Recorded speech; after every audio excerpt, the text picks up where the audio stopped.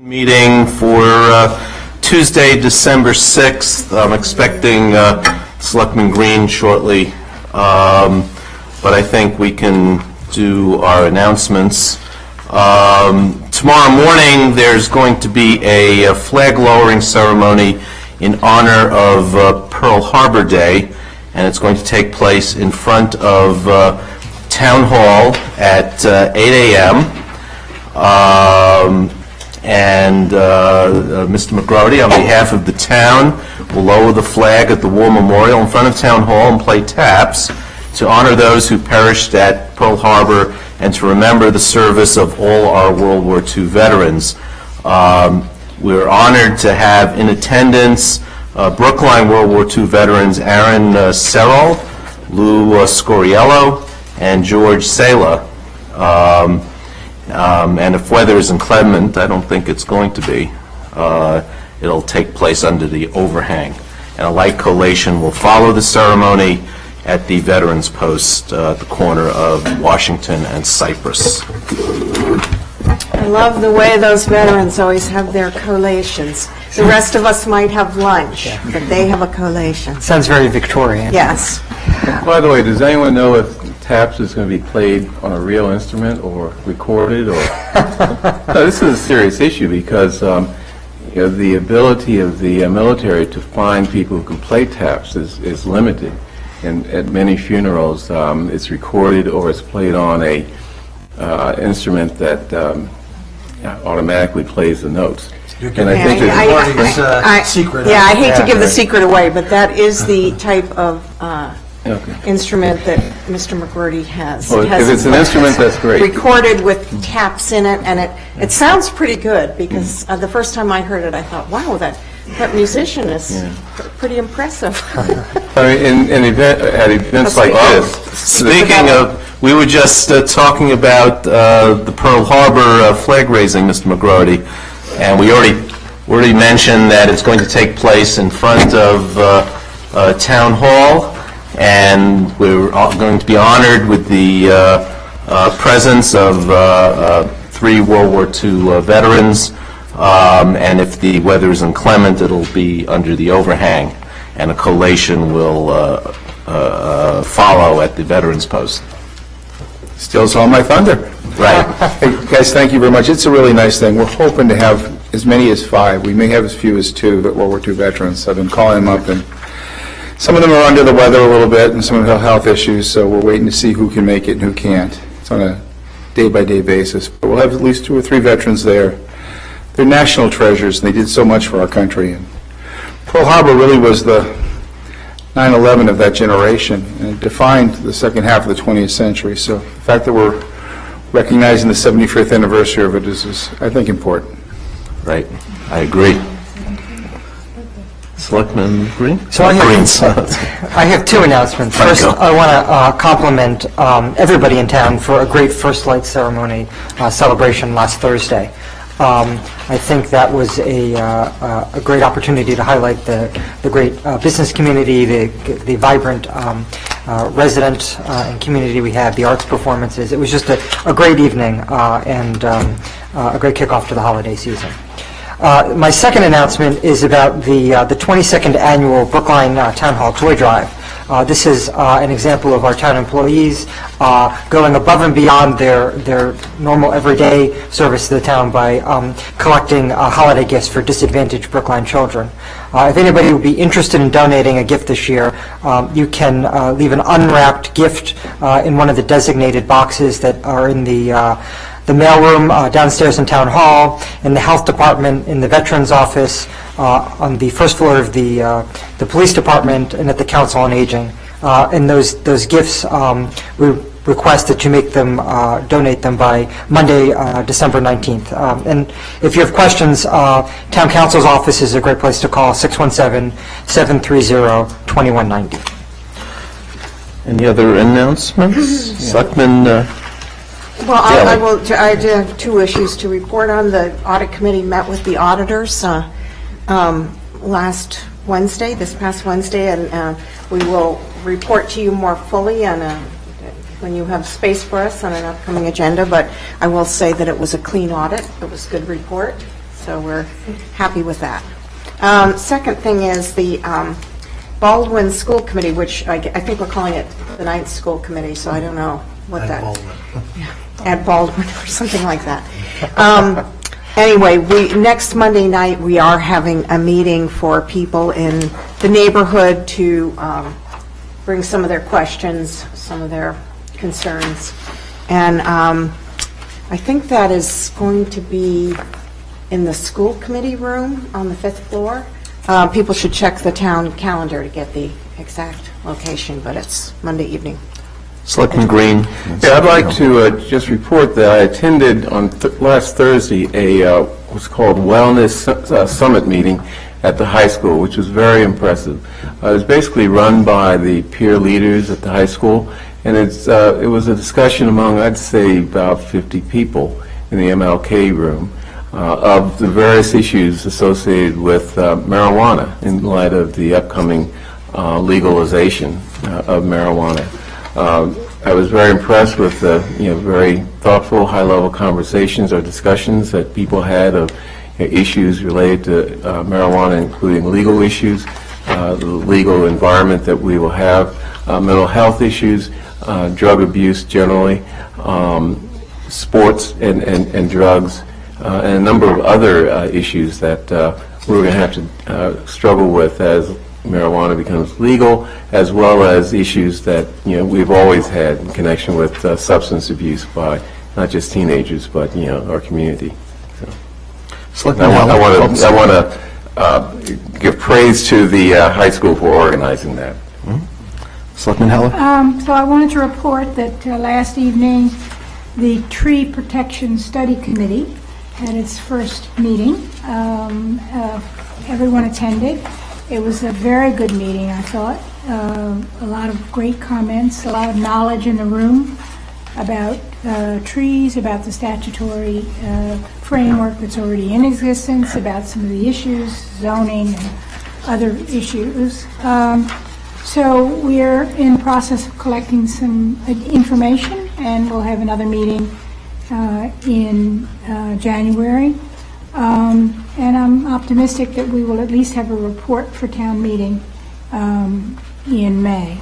Okay. The other thing I wanted you to know is that the Brookline High School Expansion Committee, Advisory Committee, whatever we're calling ourselves, is meeting tomorrow night for the first time.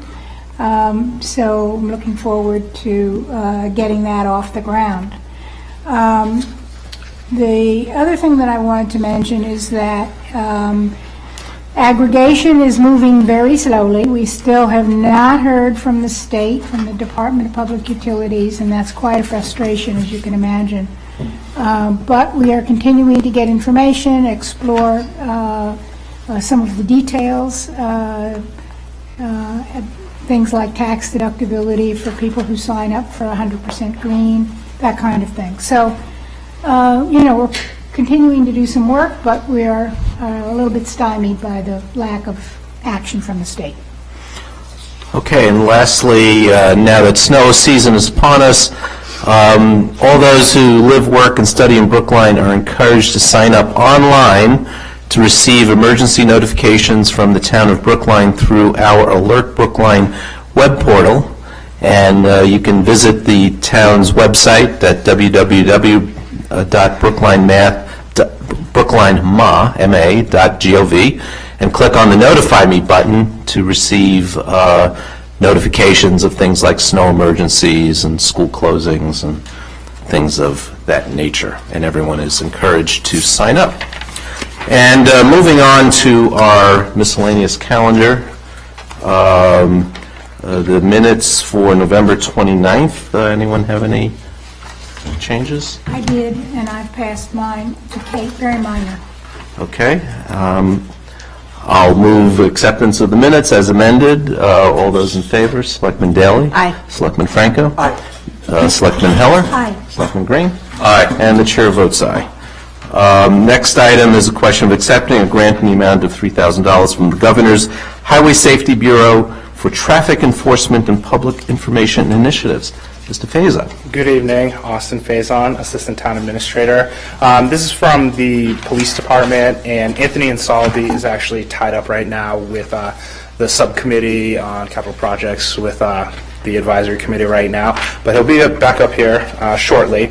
But he wanted me to convey to you that this is awarded to our police department in participation with the Governor's Highway Safety Bureau for $3,000, and it will be used for traffic enforcement and public information initiatives. And the chief is hopeful that there will be additional grants in this fiscal year as well. Okay, any questions, comments? Sounds good. All those in favor, please say aye. Selectman Daley? Aye. Selectman Franco? Aye. Selectman Heller? Aye. Selectman Green? Aye. Chair votes aye, and that was a motion to accept the grant. Great, thank you very much. Thank you. I really should say what the motion is before I ask for a vote. I'm getting sloppy in my old age.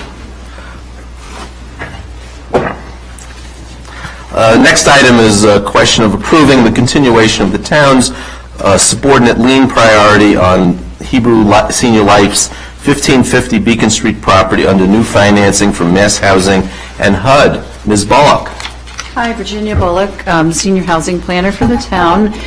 I'm here tonight. The HAB has reviewed this request from Hebrew Senior Life, and actually we just finalized all the documentation to ask for that the town subordinate its lien priority. Hebrew Senior Life is in the process of recapitalizing their 3 Brookline projects, which means that they will be refinancing them and doing work both at their projects here in Brookline, as well as some additional capital work that actually we would like to have an official vote that we would like to have passed and approved by the Board of Selectmen, but I'm happy to answer any questions. So I presume the partial repayment will go into the Housing Trust Fund? Yes.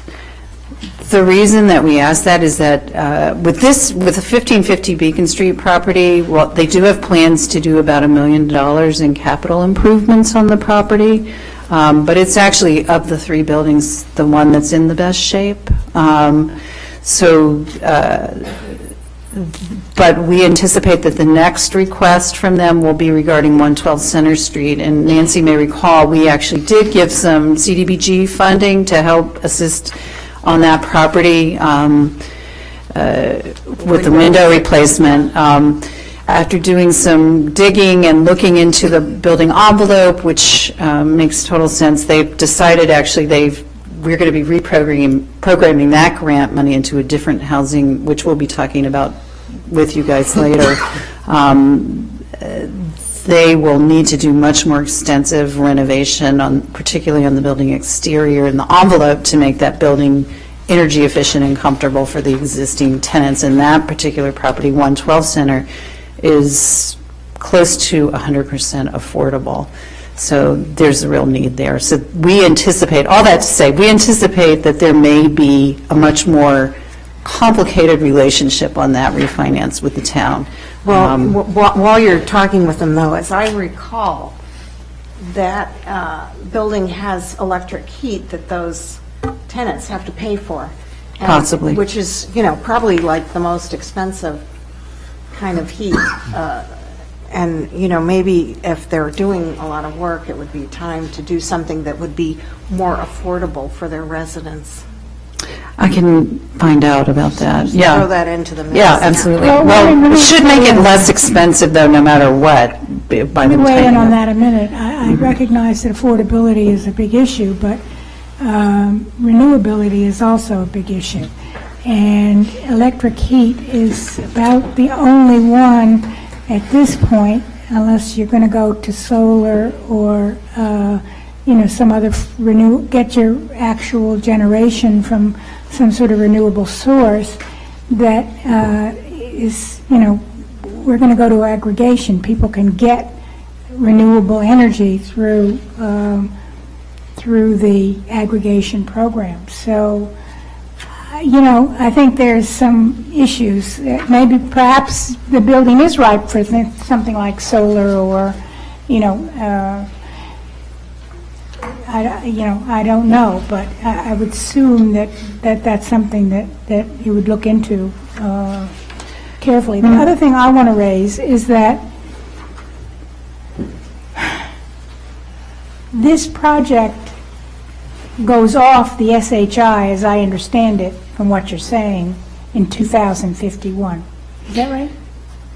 Under the current deed restrictions, that's true, but we have to remind ourselves that, I mean, in Heber Senior Life, all these three buildings account for a very, almost 20, between 20 and 25% of our of our subsidized housing inventory. Correct, and I'm worried So- about it. So I wouldn't be that worried about it. First of all, it's not until 2051. Who knows what will be happening then? And secondly, I think they are a mission-based organization. It is their intent to continue to own and operate the properties. And Well, I would like to see us push on the issue of perpetuity, having So, and- restriction in perpetuity. I agree, and particularly if they do decide to refinance with the tax credits, and they're looking for additional town support for the 112 Center Street, we'll certainly pursue that, as we always want to, so. Selectman Green. Yeah, just a minor question. So the tenants pay for their own electricity, and as I understand, these are fairly large buildings. Do individual tenants have their individual electric furnaces, or is there a master furnace that they I pay? can't answer your question. I believe if I recall correctly from when this came up as this community development block grant issue, that there is a unit you control in your There's apartment. individual Yeah, thermostats, correct. For, to turn on your electric heat or Yeah. not. But the reason we'd given them some money was their windows were very inefficient, and so they were losing a tremendous amount of heat. But as what we did when we found out by looking more deeply into the problem, it's not just the windows, it's the entire building envelope that needs to be tightened up. I just want to remind people, too, that if someone is low income or very low income, they may qualify for fuel assistance in those properties. So some of those tenants, at least, I'm sure, are qualifying for fuel assistance. But the issue I was raising is actually related to the issue that Selectman Heller raised, and that is, if you have individual heating units, the efficiency of that is going to be very, very low compared to a central furnace that supplies it all. Not suggesting that, we change that, or even that I'm criticizing that. It's just an observation that we keep. Well, I'll certainly note as we move forward with them about the energy efficiency concerns, and I think we share that, the HAP would share those concerns as well. So. Okay, are we ready for a vote? Okay, so I will move, there are four motions here. I'll take each of them. Actually, why don't I move them all, and then we'll have one formal vote. So my first motion is to authorize a partial repayment equal to 1/3, $83,333 of the Town of Brookline's original loan of $250,000 for the acquisition of financing of 1550 Beacon Street, Brookline, Mass. to HCRA Brookline Housing, 1550 Beacon Plaza, Inc., subject to the votes, the additional motions. I'll also move that we extend the term of the Town of Brookline's existing mortgage, promissory note, and affordable housing restriction, all dated October 17th, 2002, to December 31, 2051, to match the maturity date on the new first loan. I will also move to maintain the Town of Brookline subordinate lien priority as set forth in the agreement as to subordinate loans dated October 17, 2002, subject to the terms of the new first mortgage loan and existing loan from the Massachusetts Housing Partnership Fund Board. And I will also move to authorize the chair to execute the HUD subordination agreement, HUD amendment to restrictive covenants, Allonge, is that how you say it? Allonge. Allonge, okay, to promissory note and loan modification agreement by the Town of Brookline in accordance with the terms of this vote. All those in favor of all four motions, please say aye. Selectman Daley? Aye. Selectman Franco? Aye. Selectman Heller? Aye. Selectman Green? Aye. The chair votes aye. Thank you. Moving on to our main calendar.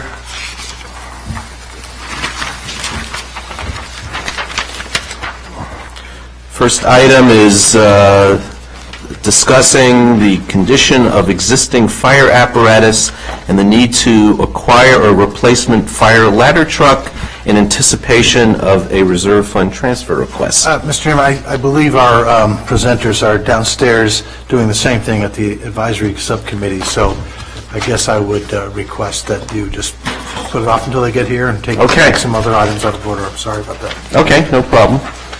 So let's move on to the next item, which is tax classification.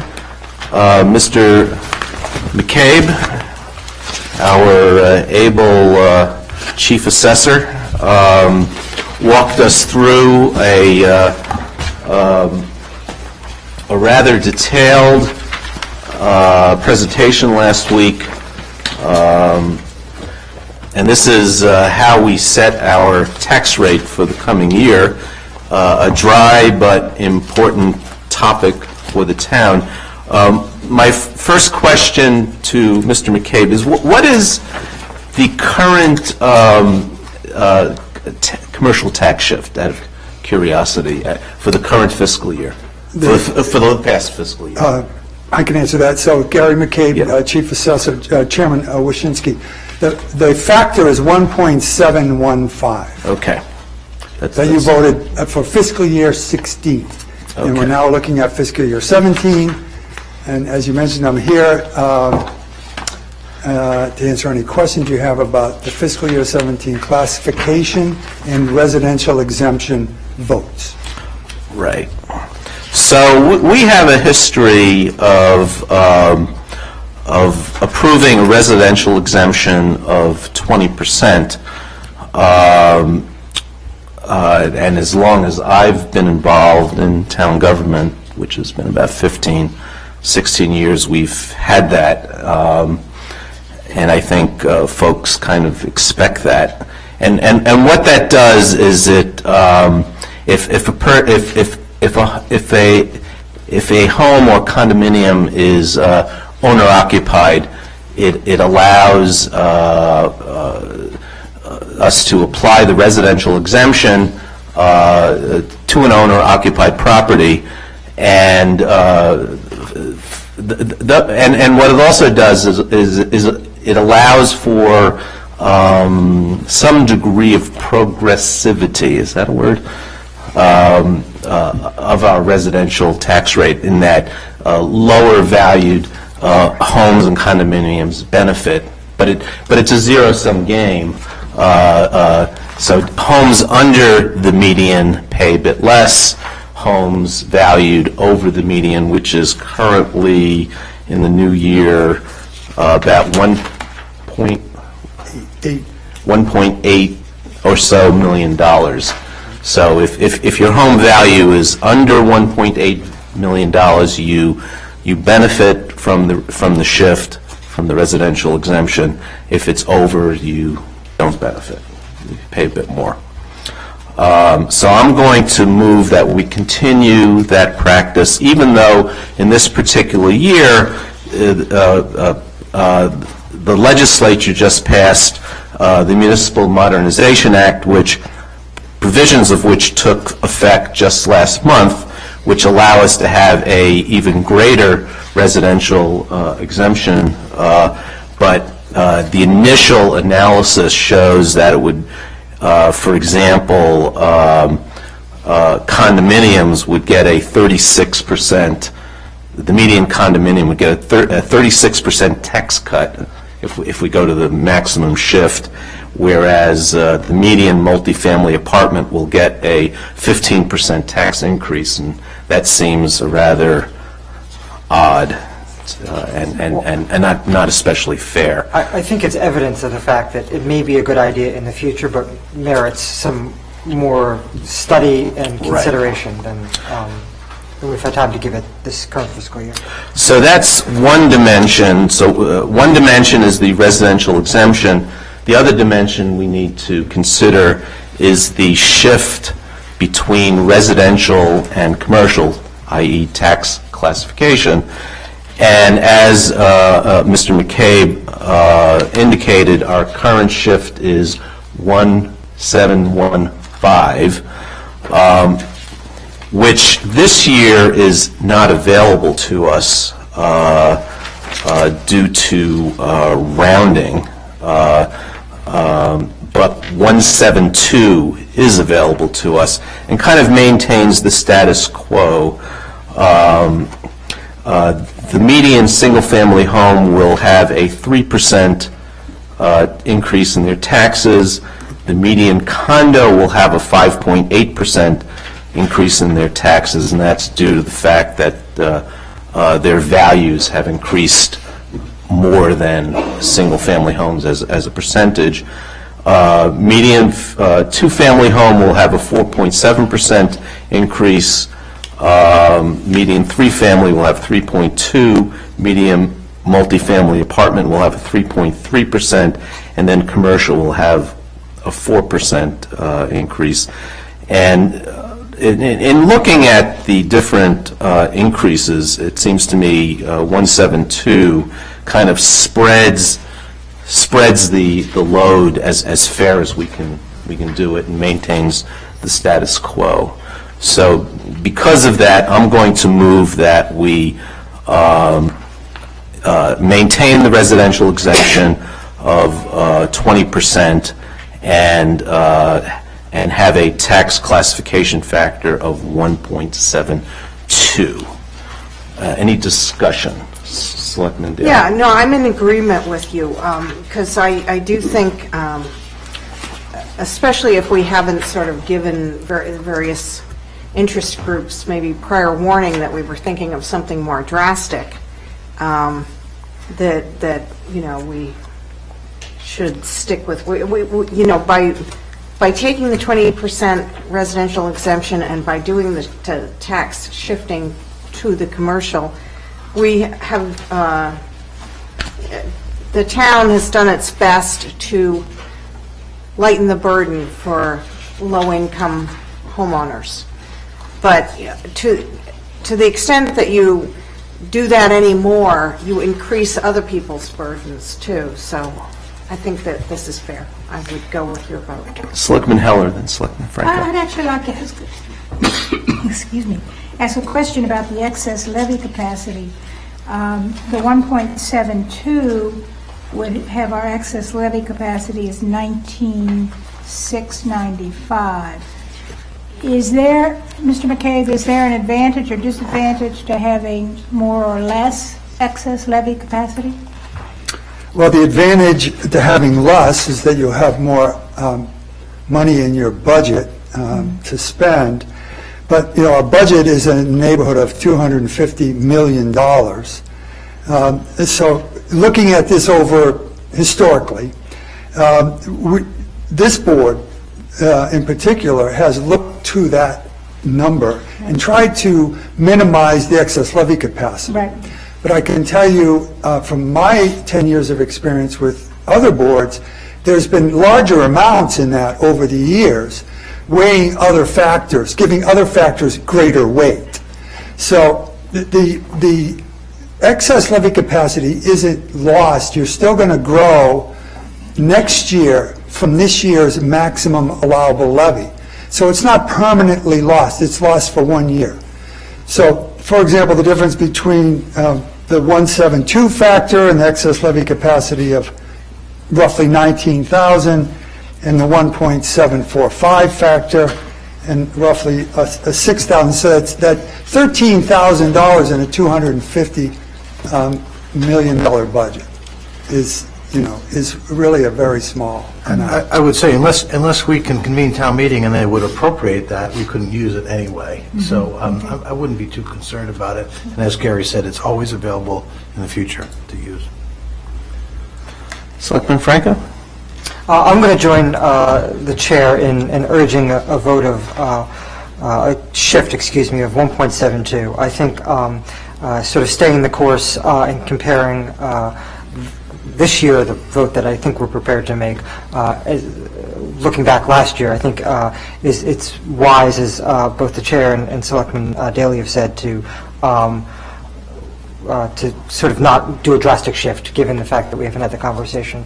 I'm wondering, to Selectman Heller's point about the excess levy capacity, if it's advisable to try and hit that excess levy capacity or minimize that excess levy capacity to the greatest extent possible because of the implication it has on our free cash policy and the funding of the CIP in the upcoming fiscal years, when we know that we've got some big projects coming down the pike, and it would force us to allocate more money into pay-as-you-go CIP as opposed to relying upon debt-funded CIP in the future years. Well, the delta is $12,000. Right, I mean, it's not big money, I admit that, but... Yeah, in past, I've seen deltas of 60 or 70,000 between the kind of the low end and what people were pushing for. Most specifically from the commercial sector, we've had pressure to come up to 170. So if for example, we were to go up to 170, we would be leaving 94,000 on the table. And then you're starting to talk real money there. That's a teacher and a half or teacher. I myself would not want to go above this amount of 19.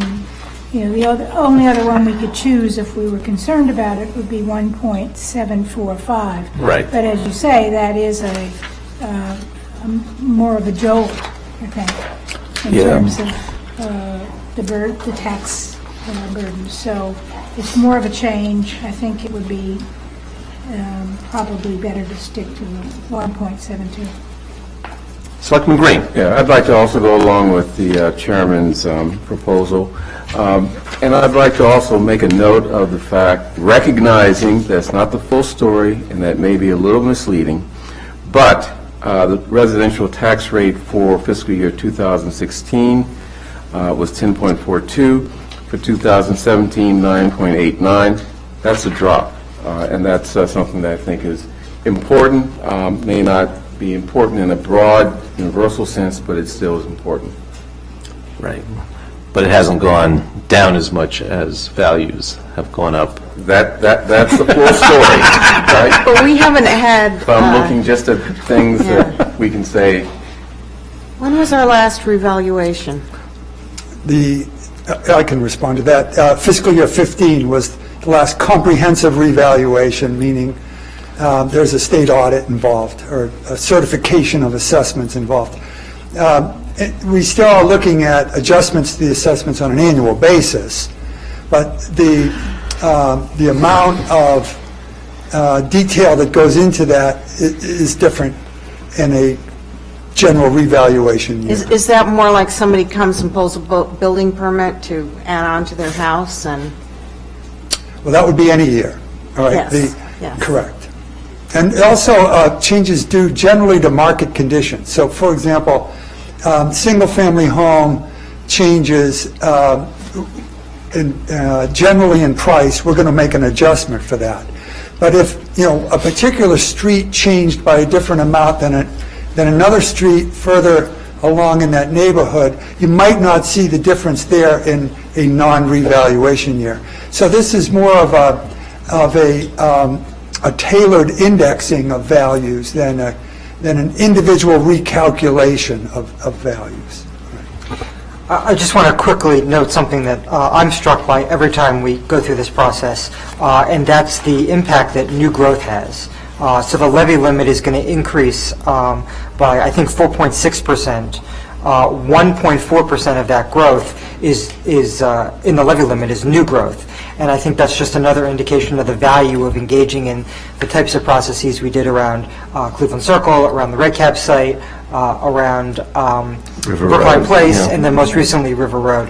It's another example of us trying to be responsible stewards and find the dollars that are required to run town government from places other than going to the taxpayers. We're trying to... Residential taxpayers. Well, and the commercial taxpayers as well. We're trying to sort of help ourselves and maximize value within what exists in the community today. Okay. So we have a a technical vote that's been written out for us, which sounds a little different than just a pure 1.72, so bear with me.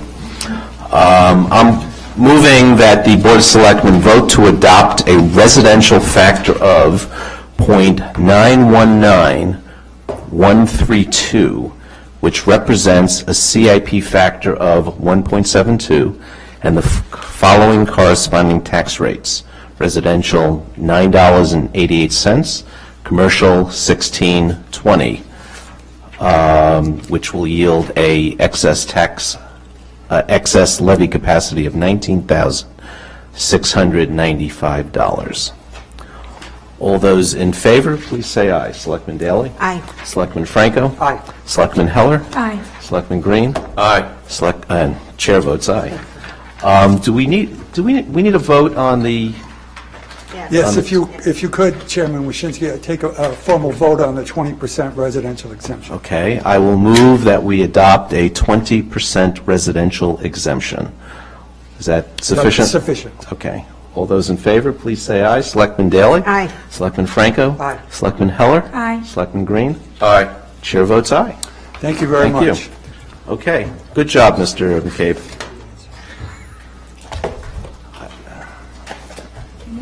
A complicated topic. Okay, the next item is a discussion of the Chapter 40B comprehensive permit applications and the situation we find ourselves encountering. And I was actually not planning on taking public comment on this topic, and this is going to be a discussion amongst the board. I'll make one exception to that if he wishes to speak, and that would be Representative Smizek. If you care to speak to us or with us, I'll be happy to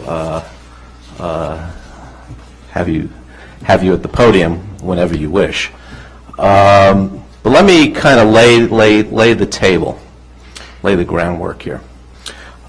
We currently have, well, first of all, Chapter 40B has a laudable goal of creating affordable housing, and the way it does it is it requires a developer to pledge either 20 or 25% of the units, depending on the income level that's being targeted, as affordable housing, and in exchange for that, it allows a developer to pretty much defeat our zoning. And there are certain local concerns that we can apply in trying to scale back or defeat these proposals. And experience has shown, not only here but across the Commonwealth, that just saying no to everything is not a reasonable strategy, and not a strategy that is likely to yield the best results.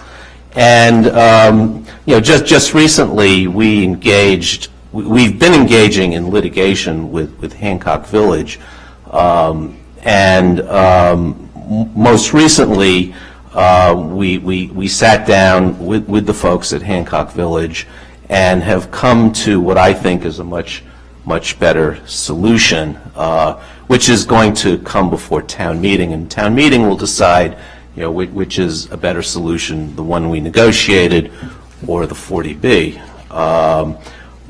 But more on that to come. But due to really a confluence of circumstances, which include one, the cost of housing and the strong housing market, combined with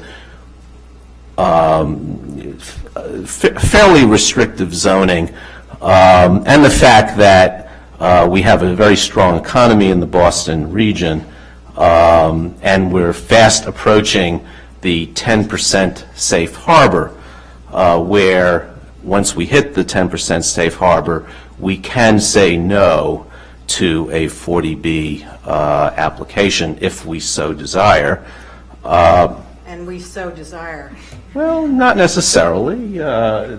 We could see another project like JCHE, where we might be friendly towards it. And I think we also have to recognize that we can't just arbitrarily say no. Right. It has to be subjected to our zoning guidelines and other things. I mean, I think that's very important.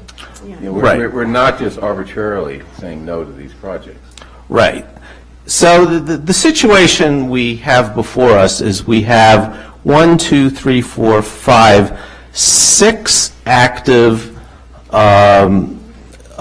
comprehensive permit applications pending before the Zoning Board of Appeals. And actually, let me amend that. It's 5 active and 1 has been stayed.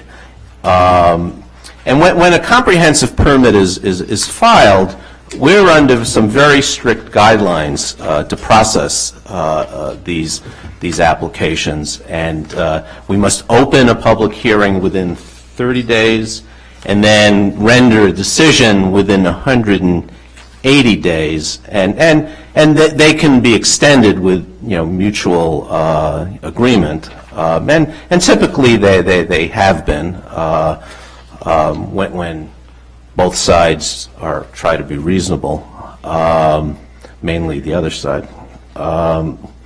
Some of these applications have taken more than 180 days due to the mutual agreement. But each one of these takes a very large amount of Zoning Board of Appeals time and resources, and staff time and resources. And as a result, our staff is really stretched, and our Zoning Board of Appeals especially is really staffed, to the point where we're having trouble, we're running out of days to schedule zoning hearings. And in addition to the 40B caseload, we also have the normal 40A, the normal zoning requests for special permits and variances and the normal kinds of things that the ZBA hears. And so with the current caseload, I said 6, yielding 497 units if they were all approved at the level at which they're applied for. In addition to the 6, there are 4 additional projects that we know of that have applied to the state subsidizing agencies, including most recently a 21-story tower at the Waldo Durgan site yielding 320 units. So that between the two, between the units already in the pipeline and the units applied for with the state, we're at 970 units. To put this in perspective, we have a total of 26,201 housing units as of the 2010 federal census, and 10% of that is 2,620, and that 10% is an important number, because that's the number that we would need to have in the so-called subsidized housing inventory, where we can begin to take control back of our zoning. So we currently have 2274 units in the subsidized housing inventory. I know this is a blizzard of numbers, but that yields 8.6%. That's our SHI percentage as of today. We need another 346 units to hit the 10%. There's 497 plus 473, yielding 970. So if all these units were to be approved, we would be well over the 10%. And of course, the problem is we don't get to say no until the units are actually approved and placed on the subsidized housing inventory. But we've, as a strategy, we've had a kind of a mixed strategy. We're trying to say no where we think a project is really not suitable, a la Hancock Village. On the other end of things is the JCHE project at 370 Harvard Street, 370 to 384 Harvard Street, where we from day one have been extremely supportive of that project and signed a letter of support that went to the Department of Housing and Community Development, and that's an officially town-supported project. And then there are projects kind of in between where we've encouraged working with the developer, and I understand at 420 Harvard Street there have been significant changes to the project. We're trying to work with the developer at 1180 Boylston. Less successful has been 40 Center Street, where the developer has been extremely uncooperative. And 111 Cypress Street is to be seen. That's just starting up. Going forward, 1299 Beacon Street has been applied for. Originally, it was a 14-story glass tower. It's at the site of Nina's, and we sent a strong letter to Mass Housing suggesting that project be scaled back. And it's my understanding that Mass Housing strongly suggested to the developer that it be scaled back, and they're coming before us with a revised project. Are we having a public hearing next week? I believe so. January 3rd. We're going to be having a public hearing on 1299. It's a revised plan. It was 90, was 100, a little over 100 units. It's down to 74. We just had a public hearing on 455 Harvard Street. Coming up, the public hearing next week is 134 Babcock, which is 62 units. That hasn't been scheduled. Oh, we haven't scheduled it, sorry. And then the large project is Waldo Durgan. The good news with Waldo Durgan is the developer, which is Chestnut Hill Realty, has agreed to work with us in a process similar to what we did with River Road and Brookline Place. We're going to be putting a committee together to figure out what it is over there that we can accept. And what they're also looking for is more of a mixed-use project, and they're talking about a hotel and residential. So that's, I think, encouraging. But they have filed for the 40B, and that public hearing is going to be, or we haven't scheduled it yet. We haven't scheduled it yet. Okay.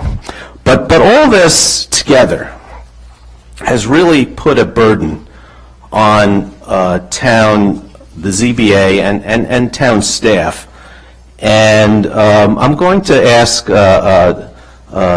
Planning Director Steinfeld to walk us through a suggested letter that we'd like to consider sending to the subsidizing agencies. And basically what we're asking for is a temporary moratorium on the issuance of project eligibility letters.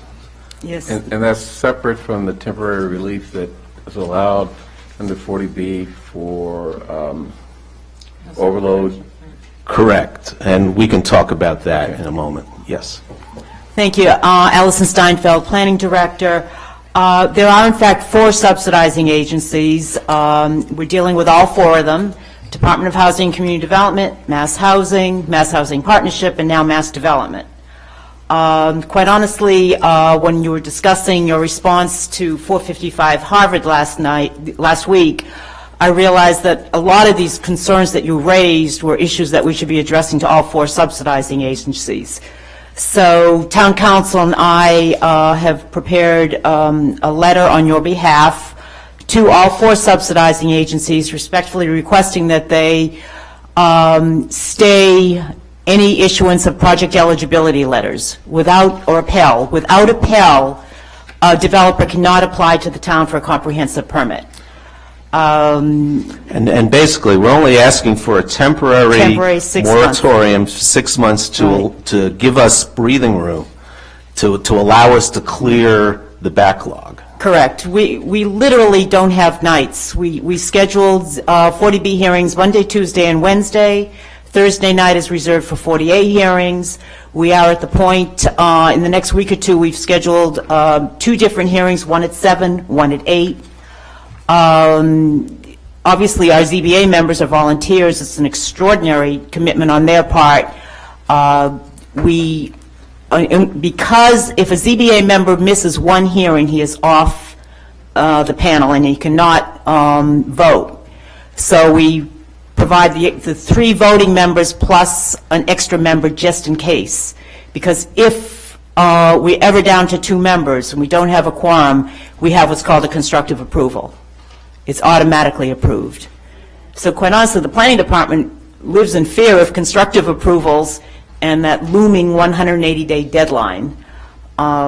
We have to proceed as though the developers will not give us a 180-day deadline, that they will not give us an extension, because ultimately it is within their jurisdiction and we cannot require that. If they refuse, they refuse, and the ZBA has to continue and make its decision based on insufficient information. So we have, in the draft letter you have before you, we've documented the fact that this is unprecedented. There is no way that the drafters of 40B over 40 years ago ever conceived that a community would be confronted with 10 40Bs in various stages of the approval process, 1,000 units. So this request is to the 4 subsidizing agencies requesting a temporary 6-month stay on Pell issuances that will give us some time to catch up on the 40Bs that we have before us. And we can address the prior letter that Town Council sent a few months ago to just Department of Housing and Community Development requesting a waiver that is within the jurisdiction of DHCD.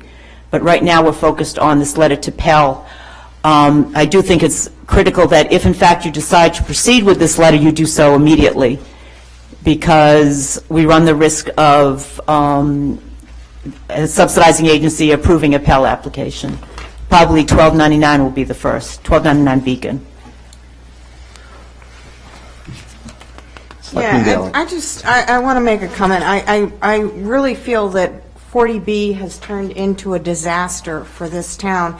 And we have been, this board and the previous iterations of the boards of selectmen that I have sat on, I think very supportive of affordable housing. And we have put town money into projects at St. Aidan's, at Fisher Hill, at as we heard earlier, the 100 Center Street and the other related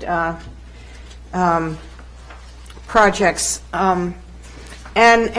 And I do, while I exempt the JCHE project when I say this, but the other projects are, first of all, we are not allowed to even bring up the issue of our school overcrowding.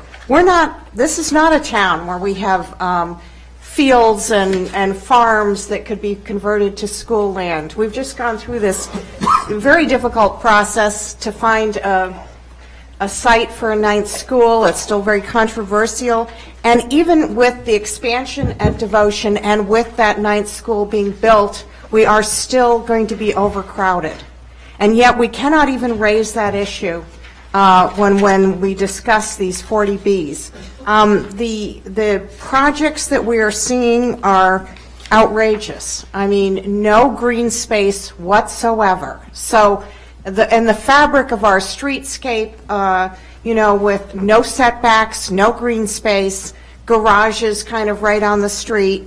The project to Nina's Lighting that you mentioned a minute ago is ridiculous. I mean, I feel that our commercial areas are being totally undermined by these projects, and really it is so unfair, particularly to the neighborhood in the Coolidge Corner area, North Brookline, and we've negotiated some improvement on Hancock Village.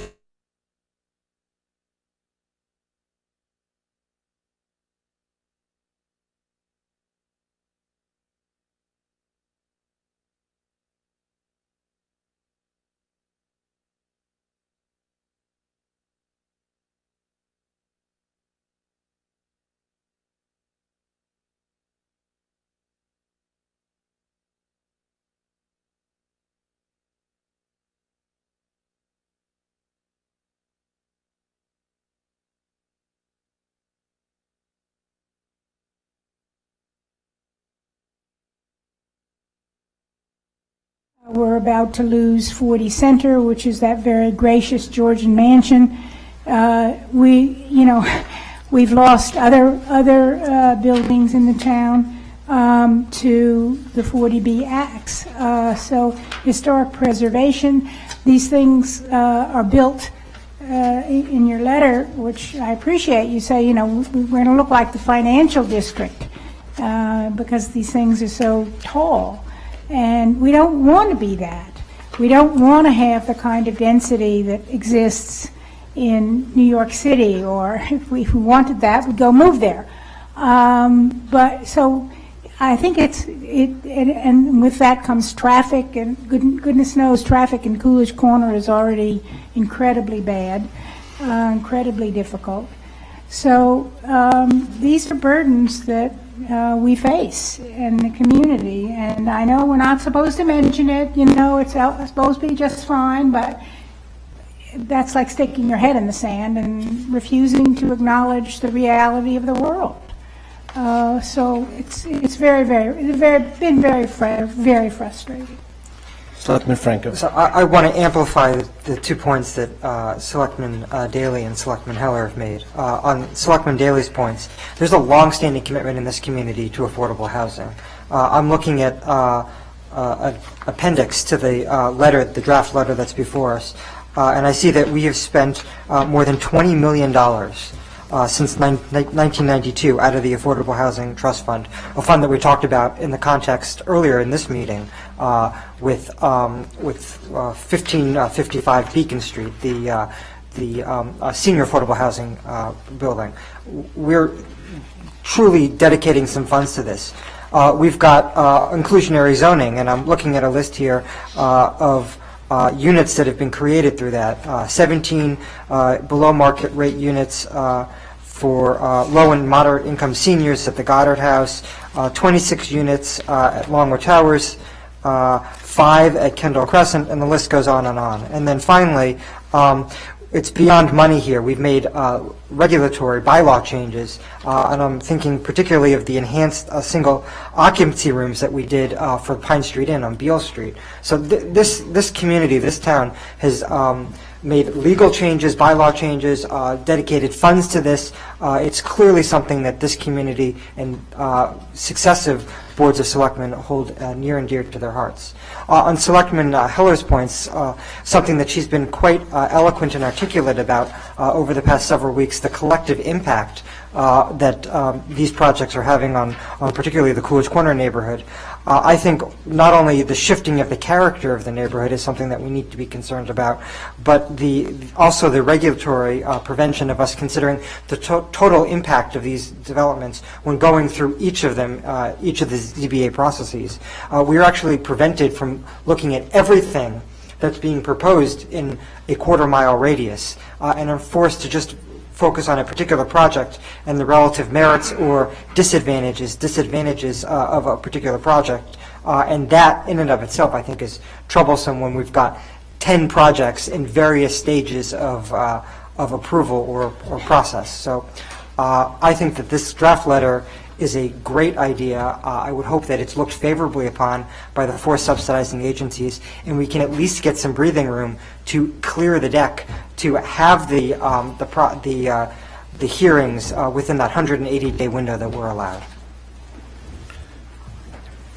Yeah, Selectman Green. Yeah. I think the letter is very good. I think it is very persuasive. I just wonder whether we have any authority to issue it. There are provisions in the regulations that allow for a pause of applications where a city or town is being overwhelmed, but I'm not sure, but this is not within that provision. So the question is, and I have another question, the question is, what is the authority for us being able to issue such a letter? Can the response be, well, there's no basis for this letter, go away? Or is there some basis that you've been able to identify that we could do this? Second question is, I work up on the Hill with a state agency, and not a lot, but I hear a few comments about 40B up there. And one of the comments, including from people who live in Brookline, is, stop whining. So we have to be a little careful about how we approach 40B. Right now, we're pushing 40B. We're pushing against 40B projects on the basis of bringing families into the town, and we're pushing for 40B projects that are focused on the elderly. One issue that has been stated to me that people think is very important is that 40B has created a lot of affordable housing, but has done nothing for residential segregation. So I'm just throwing that out, not because I have an answer to it, but just because I think that sometimes in our argument against 40B projects that are really out of place, we sort of make statements that I think are not totally defensible, or we should think carefully about. So that's just a comment. The question is, what is the authority for us issuing this letter? Well, if I could just address a few of the issues you raised. There is a provision within the regulations that recognizes that a municipality could be overburdened on an administrative level. It's called a large project. In our case, given the formula, a large project would be ultimately defined as 524 units pending before the Zoning Board of Appeals. It basically assumes that that's going to be in 1 or 2 projects, but in our case, it's in 6. We are currently at 7 or 8. Well, we're currently at 497 units. So there's a deficit of 27 units. So the next development that comes in, unless it's 450 Harvard, will put us over that, and we will have a stay on additional hearings. But that ignores the fact that we have 2, 4, 6, that will be 7 or 8 40Bs before our ZBA. So what we're asking is special recognition that a small development, relatively small, is as burdensome to staff and to the ZBA as a large one is. So we're asking for special treatment and not going under the regulatory. A And temporary... you're asking me to sign this. I just want to know what Okay. I'm signing and Okay. what my potential risk. Well, the risk. question is not, we certainly have the authority to send this letter in. I think your question is, do these agencies have the authority to grant the relief we're asking for? That's right. That's right. And I'm not sure whether they do or not, but I certainly think we need to ask for some help here. We have, town council has checked the regulations, and the subsidizing agency is responsible for issuing a decision after the town submits its comments. Doesn't say when, it just says after. So from her perspective, there is no regulatory or statutory prohibition from letting these subsidizing agencies agree to our request.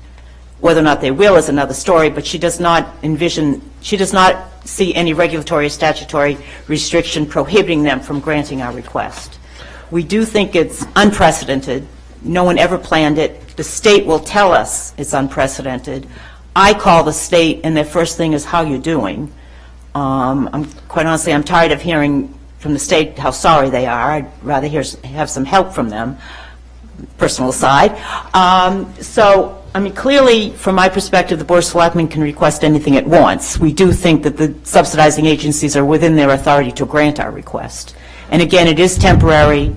And I think, did I answer all your questions? Okay. Now, There were a few others that I wanted to, and I just forgot what they were. Sorry. now, I wasn't planning on taking public comment, but I'm going to make, I said I would make one exception. I'm going to make two. First is Representative Smizek, and the other exception is going to be Mike Jacobs, who's a member of our Housing Advisory Board. If you'd like to address us. Representative Smizek, would you like to say something? Very short.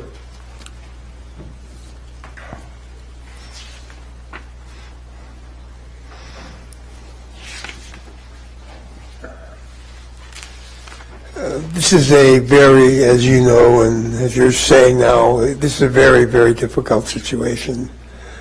I personally, the goal I would have, I used to be a housing lawyer many years ago, and I did it for many years, is that we have a lot of people, and people are moving in, that need housing, and we don't have it. And I do not want to ruin businesses. I don't want to ruin other people's homes. But we have to find a way to get people to live fairly in this community. All I see now in our community is raising the cost of everything. We've changed all of in our area, they've changed all of the family units to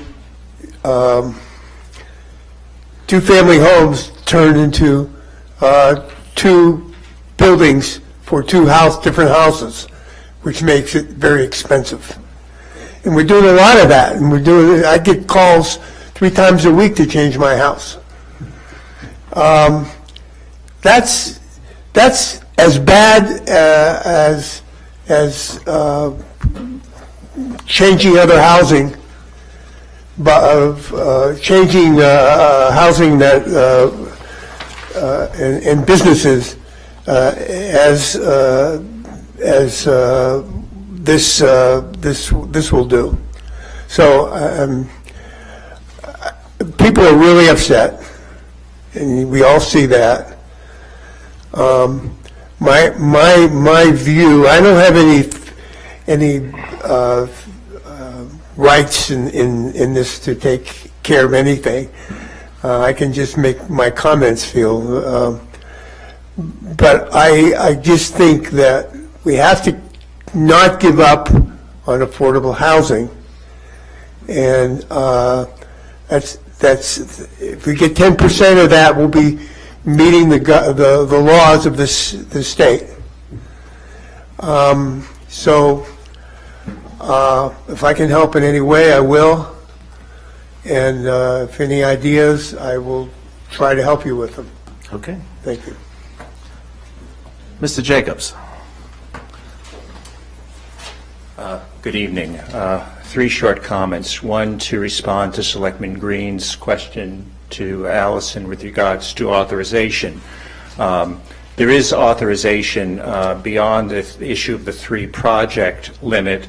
There's general authorization under the statute for the Secretary to waive basically any provision of the regulations if there's undue hardship caused by the regulations. So I believe that's probably what town council is looking for with regards to making the request. So I think that's the provision as opposed to the three.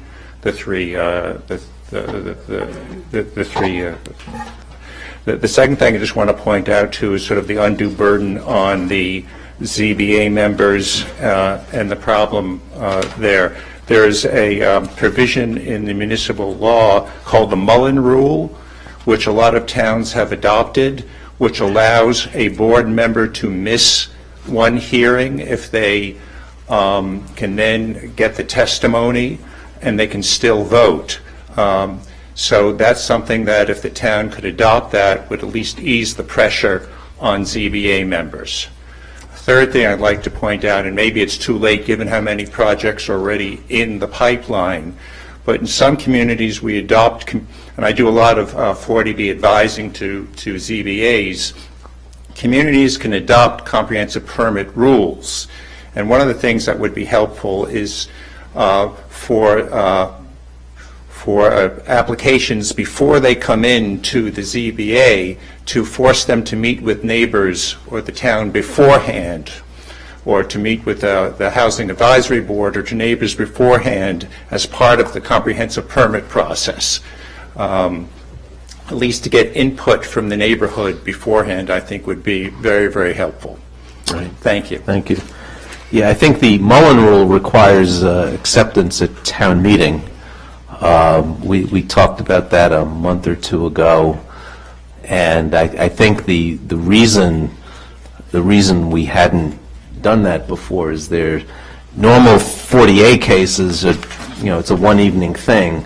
The case is made typically, unless it's a really big project, then it's maybe 2 or 3 evenings. The case is made and voted, and next case. So we've never had until this onslaught, this 6-month or longer process where we've never run into this before. Selectman Daley. If I may, I would like to respond to Representative Smizek about some things I think the 40B law should be changed that would help us. For one, we should be able to raise the issue of school overcrowding.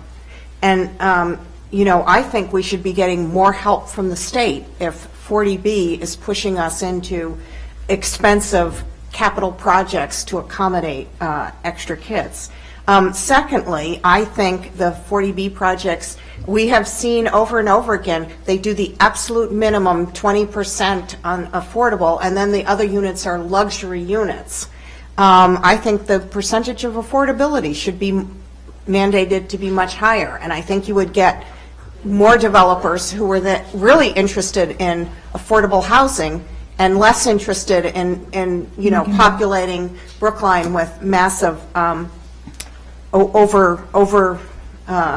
large luxury unit buildings. And the other thing is, I think the way this law has been interpreted by the courts is to make it very difficult for, even though it says we can have some reasonable restrictions, the interpretations are not really supporting that. And I think the law should be clearer that we can say, no, you can't eliminate all setbacks and all green space and other things that we find make our public streets pleasant and livable.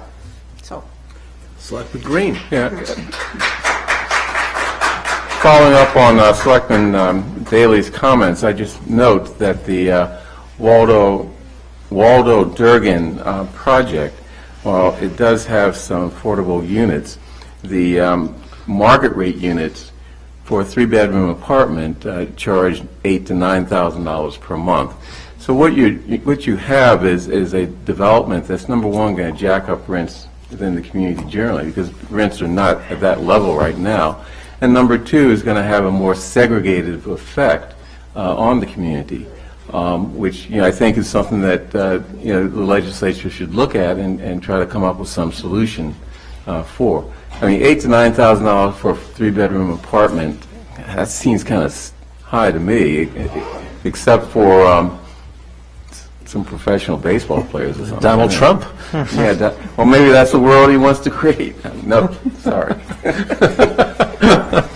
Selectman Franco. I have another ask of Selectman, or excuse me, of Representative Smizek. It would be particularly helpful if we do send this letter, which I imagine we will, if you could amplify the message delivered in it. Call Secretary Ash, call the executive directors or the leaders of these funding agencies, and articulate what we're talking about here, that we're really under the gun, and we're trying to get some breathing room so we can be thoughtful as we go through this process. We're not trying to prevent affordable housing. We, as I think I compellingly articulated, if I may say so myself, that we like affordable housing, and that we want it to fit into the fabric of the community, and not be something that changes the character of the community and presents school issues, infrastructure issues, transportation issues for us.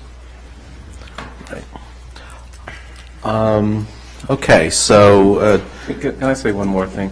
by all means. I appreciate the comment from Mike Jacobs regarding the authority of the department to waive any provision that causes hardship, and it's in the regulations at section 5608, which allows for those waivers where there's undue hardship. So I thank you for bringing that to our attention. If I may follow up on that, because I know you raised that point earlier, I would like to acknowledge the fact that Town Council has previously sent a letter citing that regulation and requesting a waiver from DHCD. We are still working on that, and we're going to continue to work on that, but that's separate from this letter to the 4 subsidizing agencies. But that initiative was started last summer, I think in August. So does that, the undue hardship waiver come from, not from the individual agencies, but from the person who's responsible for all of them? Maybe Mr. Jacobs can answer From this the question. Secretary of DHCD. Yeah. So, and that determination would apply to all of the financing agencies, is that correct? That's our understanding. So perhaps we should include him in this letter. Well, he is. Or the undersecretary. The prior letter went to Crystal Cornegay, Undersecretary, and she is also on the Pell letter. Right. But So this is actually, see, the prior request was to allow us to stay processing at the town, okay? This request is a request to the subsidizing agencies, all 4 of them, to hold off for a while in issuing Pells so we can catch our breath. right. So the request here is different. I do think we should make the point that, I mean, I don't think we use the language undue hardship in here, and I think we should. And because it is, there's no question. Now, I understand that we're basing this on the hardship that faces us administratively, our staff, and our ZBA. Well, If I may also suggest... That's a strategic decision to try and structure this in the best way, in the way most likely to get a successful reply.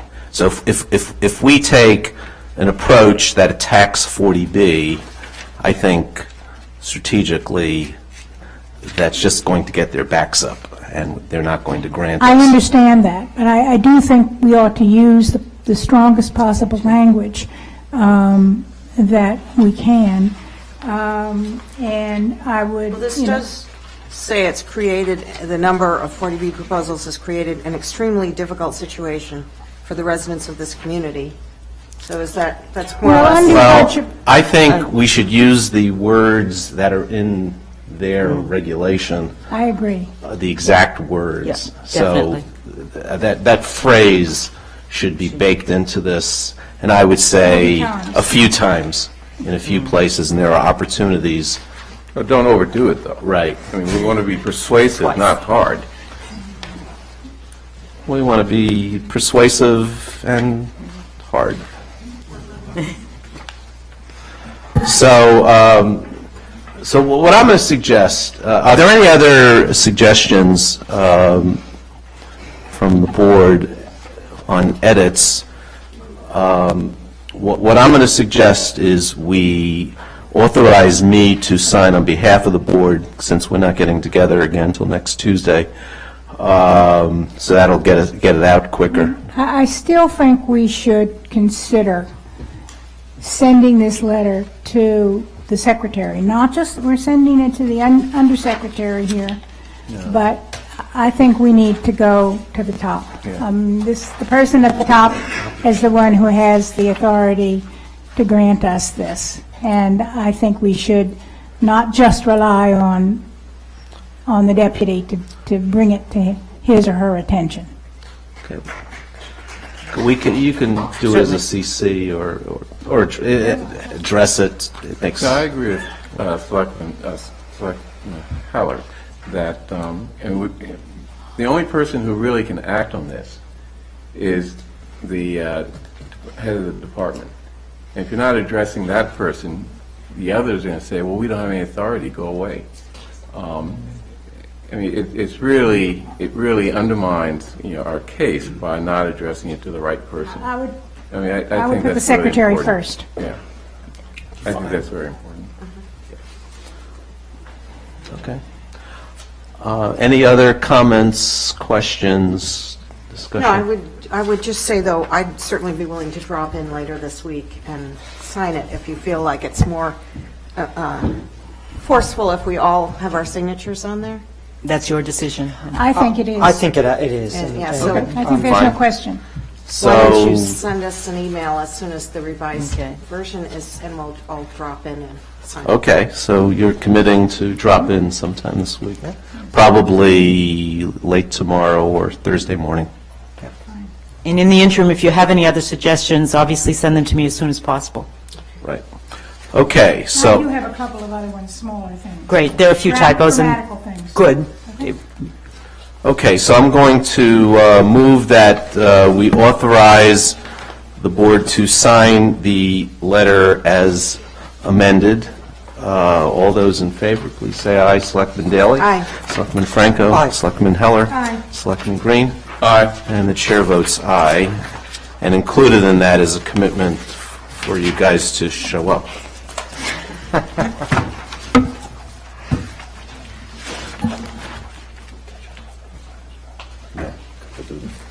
Okay, the next item we'll do is the 455 Harvard comment letter. Some comments that, let me go through it. So the letter is to the Mass Housing Finance Agency with comments from the board, and a summary of the comments are, one, we're commenting on the lack of reasonable setbacks, particularly from the residential abutter on Thorndike Street, and it states that it's unfair to expect the town to meet the public responsibility by sacrificing the quality of life of the property owner, and we anticipate the ZBA's architectural peer reviewer and the developer's architect to effect the necessary improvements, commenting on the lack of open space and landscaping. We're commenting on the fact this is a former gas station and we expect the appropriate due diligence. We're commenting on the parking scheme.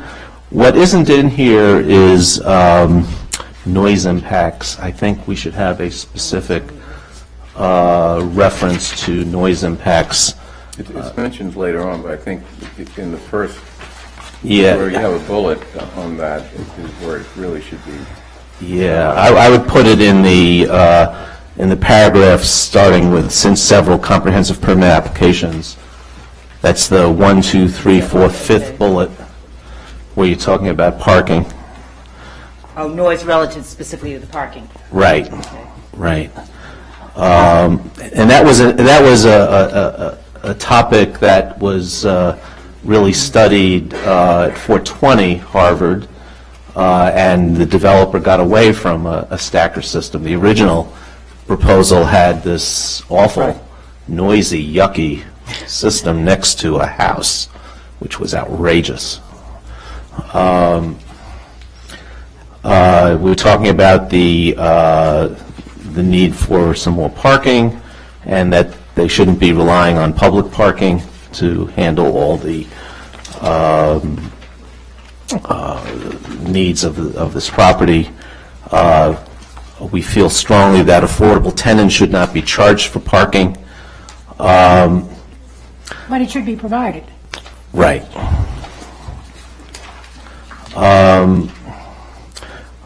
We're talking about safety issues.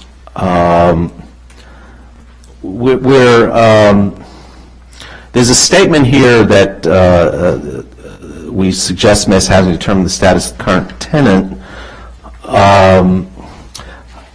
Can I suggest that we reference the testimony of the tenant's representative, that they have a long-term lease, which might throw the site control into that. The site control should be confirmed, given the existence of the lease, or something to that effect.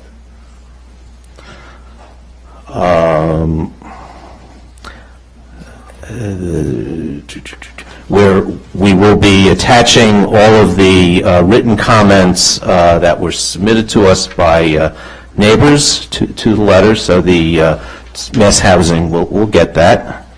And then there's some comments. There's a whole paragraph about the use of stackers, and then some standard requirements regarding a 3D model and site plan, sites, traffic study, site sections, shadow study, storm water and drainage.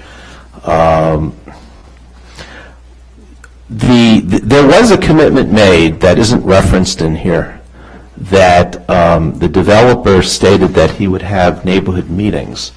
There's a paragraph in here encouraging the developer to have neighborhood meetings, but I think we should explicitly state that the developer publicly committed to having those neighborhood meetings, and that should be a requirement Requirement of the Pell. of the Pell. Selectman Green? Yeah, one thing that I think we should try to get in here, I'm not sure how we do it, because 40B doesn't care, but the developer mentioned the 2 decks on the 3rd floor where there's a setback from the adjacent house. And I recall he mentioned that the decks will be limited to certain tenants, not others. I just want to make sure that we're clear that that should not be just for the market rate tenants, excluding the affordable tenants.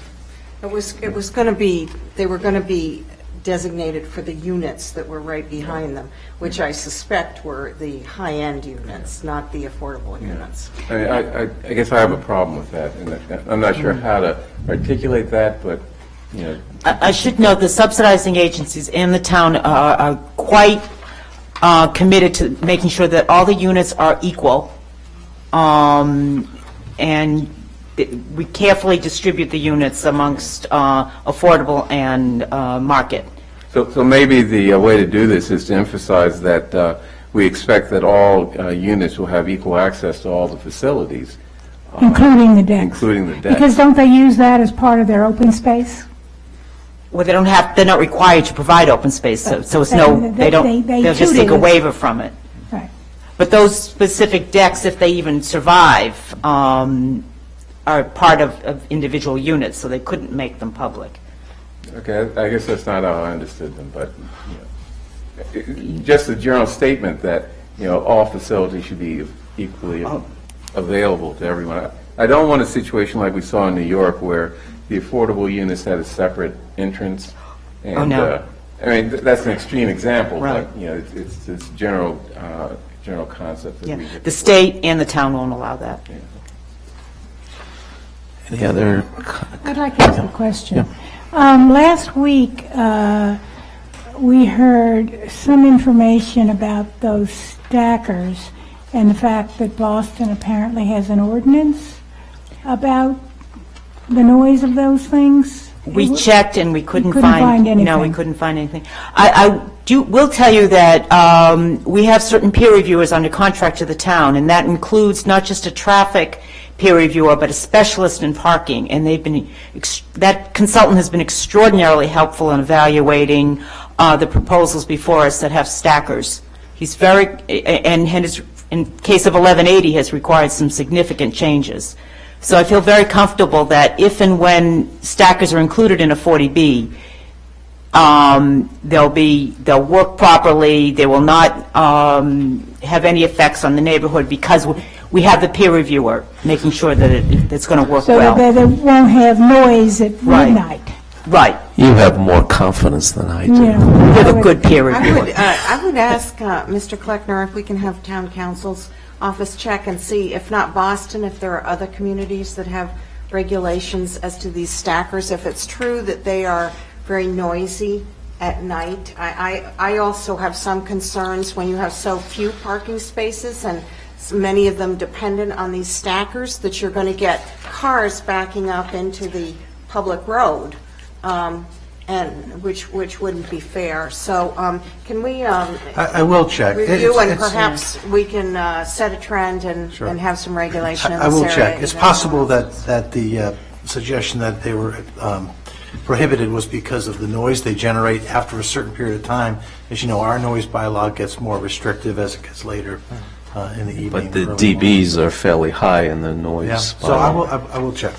I mean, the thing is, if you allow them in the project, then it's going to be very difficult to say to those people, oh, you can't use your Can't come in at car 11 after o'clock at 10 night. o'clock at night, because it's, you know.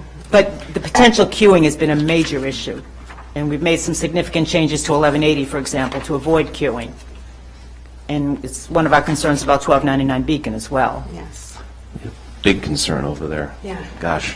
So marbled into this letter in a bunch of different places is this notion that we talked a little bit about under the previous agenda item of the cumulative impact on the neighborhood. And I'm encouraged by the fact that we're going to send copies of written comments that were submitted to the board along with this letter. I would like to see a bullet point that underscores the point that this is a neighborhood where there are 6 different projects at varying points in the process within a quarter mile of one another. I would agree with that, and I would also ask, I don't know why we don't reference the fact that we are sending a letter requesting that there be a moratorium or a temporary hold. I mean, right in here as well. Absolutely, but at Yeah. the time we prepared this, you hadn't Right, voted to okay, approve it, so let's add that reference to the other letter, Okay. and hopefully they'll go out on the same day. I have a couple more Yeah, comments. by all means. On the bullet, on the second page, the bullet, the last sentence, we do, however, anticipate that the ZBA's architectural peer reviewer and the developer's architect will be able to effect the necessary improvements. Okay, well, I'm not so hopeful or optimistic about that. And I would prefer much stronger language there. I don't think we should leave it up, you know. Which bullet are we talking? We're talking about in the second paragraph on this, Yeah, okay. on page 8.8-2, the last sentence. Could you suggest how I should You're change talking it? about the lack of reasonable setbacks, particularly from the residential abutter, is disconcerting and must be addressed. We encourage the mass housing to instruct the developer's architect to work with the We ZBA's. strongly encourage. Yeah, architectural peer reviewer to effect the necessary improvements.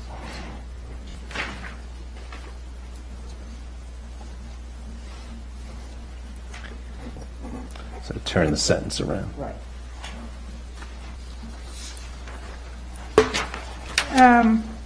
I guess we've already talked about this, 1, 2, 3, 4.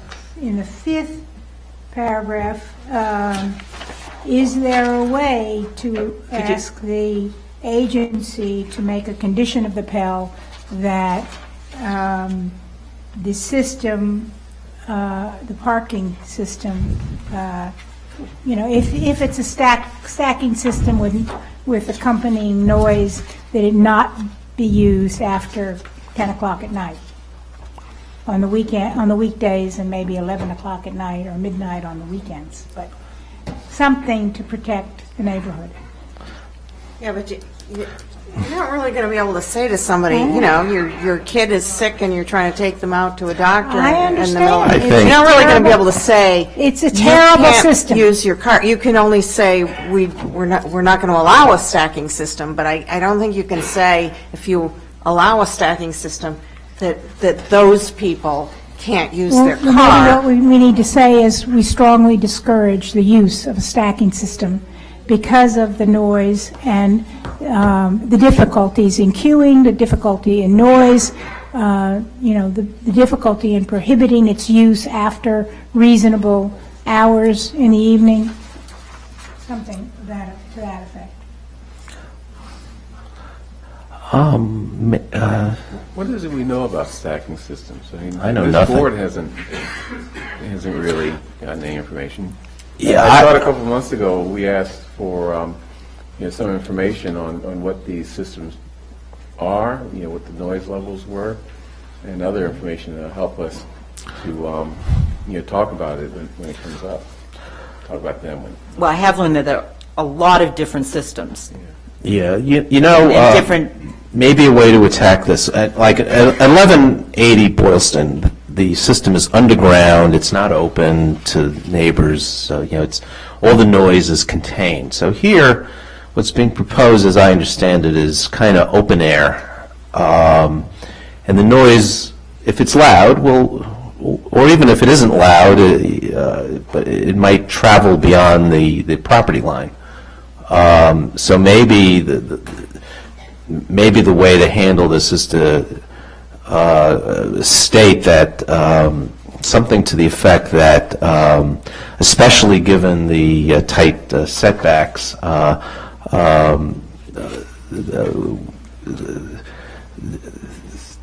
the noise impacts need to be carefully considered with appropriate restrictions to mitigate the impact on abutting properties or something to that effect. And reasonable assurance has to be obtained that it's going to comply with the noise bylaw. Right. What we wouldn't want to do is have the ZBA create a situation Right. which is out of compliance, and then we're forced to, I don't know, do what? So, Well, yeah, maybe we can, reference the noise bylaw, maybe the answer is not to have these things above ground. If you have them underneath, if they dig down, which I understand they don't want to do on this site because probably it's contaminated and then they're going to have a whole big problem. But that's what they're going to have to deal with. Any other, In the first bullet point, in the second line, there seems to be an errant hyphen. That's I'm sorry, Right. that seems to be what? an errant hyphen That's my only. in the word housing? Hazard? An errant hyphen in the word housing, first bullet, second line. Oh, wow. Okay, so what I'm going to do is, there's a lot of changes, and I'll work with Ms. Steinfeld on getting those changes incorporated. But since, I'll tell you, since everyone is going to be stopping by to sign the other letter, we might as well have everybody sign this one. This absolutely must be submitted on Friday. Okay. So I will move that we authorize the board to sign this letter as amended. All those in favor, please say aye. Selectman Daley? Aye. Selectman Franco? Aye. Selectman Heller? Aye. Selectman Green? Aye. And the chair votes aye. Thank you. Okay, thank you. So that concludes our 40B discussions. And now I'm going to go back to an item that we skipped over, which is a discussion of the fire apparatus, which is item 5 on our agenda. Mr. Chairman, while the group is getting ready for that presentation, I would just like to say, initially in your packet, we were talking about seeking support for... Can I just say thank you to Representative Smiley Right. for coming to Thank hear you. our discussion on this. Thank you. Thank you. Thank you. So your initial request was to authorize us to submit a request for transfer for a used fire ladder truck. It's complicated. There's not a lot of used fire trucks out there, and so we're talking about some other options this evening. We're not looking for you to take a vote this evening, but we did want, given the complications, to give you a little primer about this so that we could get some input from you and then come back later with a more definitive recommendation. Before you start, Chief Ward, I just want to say we're running about, I'm guessing we're running about 40 to 45 minutes late for the interviews, the board interviews. So I'm going to apologize, but these were important topics, so I didn't want to give them short shrift. Chief Ward. I'd like to apologize, too. I want to thank you for squeezing us in. This is a special circumstance. A lot of things happen at once. We're going to cut the presentation in half for you. I know you would like us to go on and on and on, but we're going to cut it in half. You all know Anthony Insaldo. I did bring Acting Chief of Operations Keith Flaherty, Union President Paul Trahan, who's been very helpful in this, and Head Mechanic Charles Driver, just in case you have any questions of them.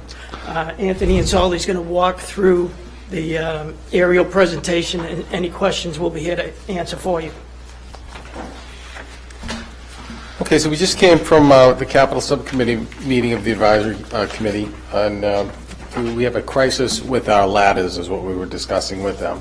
And as you can see up there, we have... If you can just bring the mic a little closer. Sure. Okay, yeah, thanks. So we have 4 ladders that are available to us in town, 3 of them being frontline apparatus, and 1 being a spare. Annually, each of these ladders go through a safety test. Every 5 years, they go through a non-destructive test. This year was that year to have that test done. Charlie worked with the testing company, and unfortunately, we found that 2 of our ladders, and that would be ladder 1, which is a 1995 Pierce, and reserve ladder and Pierce. But Quint 4 actually just had some repairs that it needed and was brought to the dealer, the mechanic, outside mechanic on Monday, and that's going to be out for an undisclosed amount of time, maybe hoping a week to 2 weeks, but probably 2. I don't know until later on. Yeah. So Chief Ward was able to reach out to Newton, and we borrowed one of their spare ladders. It's actually a Quint. It's spare. It's not actually in the best of shape. It's burns oil, so it's something that we have to keep an eye on, because if that motor blows in our possession, we own that repair. So this leaves us basically with ladder 2 and the borrowed Quint. No, we normally have 4, now we're down to 2. So what happens to us from here? We do have a new ladder truck, ladder 1, which a contract was signed a couple weeks with the vendor to build us a new ladder truck. The problem with that now is it takes 12 to 14 months before we see that. From my experience in 12 years and being with this town, I wouldn't expect to see that until March of 2018. So we're leaning more towards the 14 months because the time it comes in the winter. So with that, Can you tell them you need it quickly and maybe pay, you might have to pay a premium, but maybe you could say They won't take us out of line. Yeah. Okay. There's a whole assembly line. They won't do it. So, I think in the interest of time, if you have any specific questions, we can answer them for you, but we'd like to go over the options we currently have. Okay. Just to keep things moving. Go for it. okay, so there was 3 options that they found out there. Option 1, which you see before you, is a 1998 ladder truck, $75,000. It's out of New York. It meets our specifications, and we looked at the pros and cons to this. By purchasing this truck, it's a short-term solution. It's not a piece that we can run as a frontline piece for 12 to 14 months that the fire department determined. That's option 1. Option 2, and again, just so you know, they went through such an extensive process of contacting new and used dealerships throughout the country, and these were the only options that were available to us. Option 2 is a 1990 Pierce. It's a 105-foot aerial. It's in Missouri.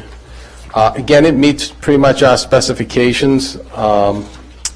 Again, it's a short-term solution. It's not something that we'd want in service for 12 to 14 months. It is a 1990 piece. It's 25 years old. Yeah. So again, it's a short-term solution, and we'd still be looking at getting something else to fit our needs. That was option 2. Option 3 was a new piece. It's a new piece that is available because it was a piece by the manufacturer of Pierce that they used in trade shows, and they also used as demos. It is a 2016. We got confirmation on that today. It was built in March of 2016. It's a 107-foot ladder. It meets our needs. It is a heavy-duty ladder. The price is $865,724, which actually is not bad, because if we would go out and bid a new ladder truck, we're talking over $1 million. So we're getting a new ladder. That will come with the same new warranty as the new one that we're getting in 12 to 14 months. So we get all of the same warranties as if this was 0 miles. So those are the options that were available. The timelines we looked at also as a factor. Options 1 and 2, because it's over $35,000, it's subject to Chapter 30B, which means we have to go out to bid, and even on an expedited process, we wouldn't be able to see those trucks in for about 58 days for option 1 and 52 days for option 2. Now, option 3, because it's a new truck, it's actually, we can purchase it on the bid consortium, so we can buy that immediately without going out to bid, because in essence, it has already been bid out. So we'd be piggybacking off a bid that's currently out there. We could have that here by the first week, I would say, of January. Would this replace a engine that's currently on the CIP? We'd just be moving it up, or? We'd be moving it up a lot. We bought a truck a year ago. There's a ladder truck being built. We wouldn't be looking to buy another new ladder truck until 17 years down the road. So this is an unusual circumstance. Everything happened at once. So one of the trucks that we need repairs, we wouldn't repair, is that the deal? So we would be, instead of spending $100,000 or 125 to repair an existing truck that's how old? It's a 95. That's 20 years old, we would get a new truck for the delta of about $700,000. Correct. And sooner, right? We could try to, the 95, we could try to sell. I don't know if anyone's going to purchase it. I doubt it. Well, they The have to 98 buy it as is. The 98 is junk. That one's gone. We're just going to get rid of that truck. I have a question about option 1. I'm looking at our current inventory of vehicles, which is a selection of, I think, probably every manufacturer of fire apparatus in the country.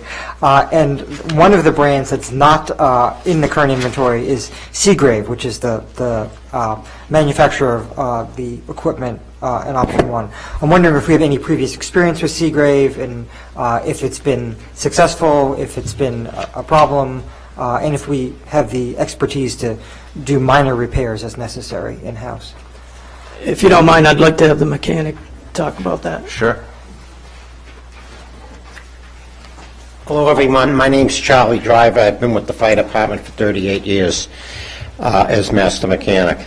The question on the Seagrave, the 75-foot Seagrave in the town down in New York, we happened to go down last week and look at it. We were under the impression that it was available immediately, and after we looked at it and decided we would like to purchase it if we could arrive on the price, we found out that it's not available immediately because the new truck that town was getting was late in being delivered. It wouldn't be delivered until January or February. And then this particular ladder is a 75-foot ladder, ours are 105-foot ladders. That ladder in New York is a medium-rated ladder, where our ladders in Brookline are heavy ladders or super heavy ladders. So it would get us by in a pinch if we were to get it, but I wouldn't recommendation putting it in service for 12 or 14 months. I don't think it would hold up. And again, it's only 75 feet versus the 105. And what about experience with the manufacturer previously?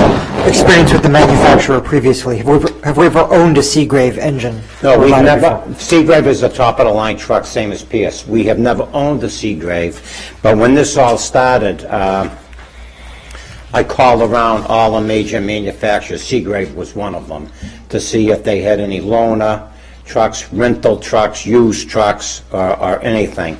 And I've only found the 3 of them out there, the 2 used trucks and then a new truck from Pierce. Those are the only 3 that are out there that would even come close to meeting our needs. We have a height restriction in Brookline on the fire stations of 12-foot doors. Most ladder trucks are 12-foot or 12-foot or over 12-foot. The Pierce in question is 11 feet 8 inches. So our other ladder trucks are 11 feet 6 inches. Our Bronto that we just got rid of is 11 feet 10 inches. So we have to, the door's 12 foot, so snow, ice, frost heave, whatever. So the Pierce in question is 11 feet 8 inches, the door is 12 foot, so.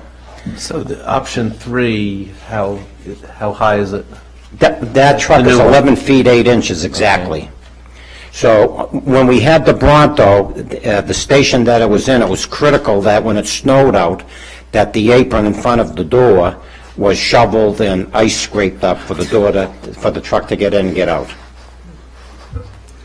Selectman Daley. Okay, I'm still a little bit confused. So the L1, which is just got inspected and they said stop using it, right? And that's the one that we have the contract on to replace in 12 to 14 months. Correct. Right? Okay, then L12, we did not anticipate that was going to get inspected and ruled not good. No, it was going to be inspected. All the ladder trucks are inspected annually. But we didn't anticipate that we would have 2 going out of service, right?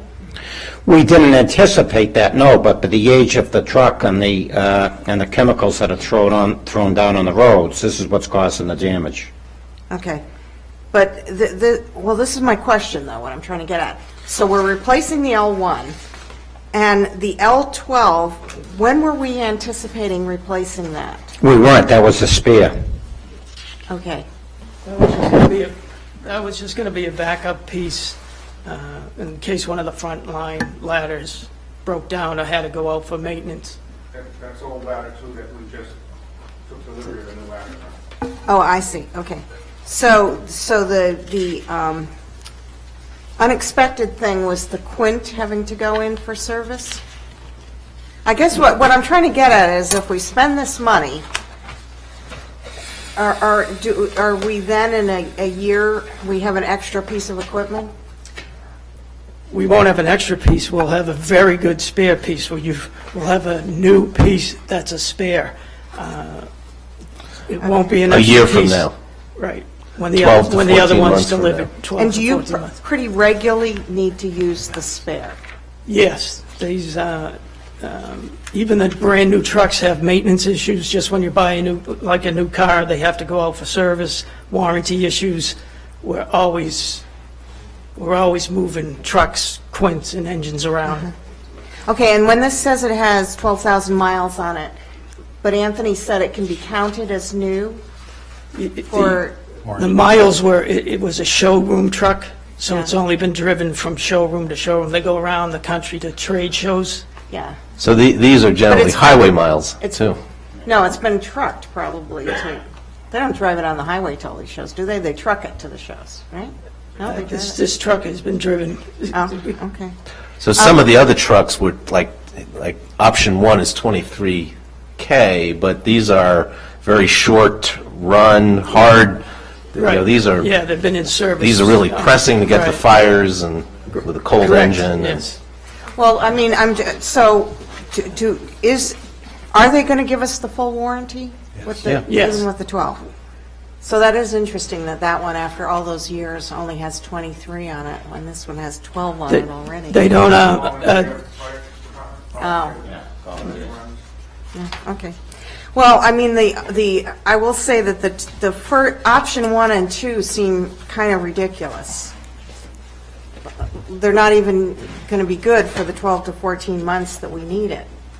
So we would do one of those, and then a few months from now, they'll be back asking us to do something else. So I think I'm in favor of I guess to me, the big question. option 3. To me, the big question, okay.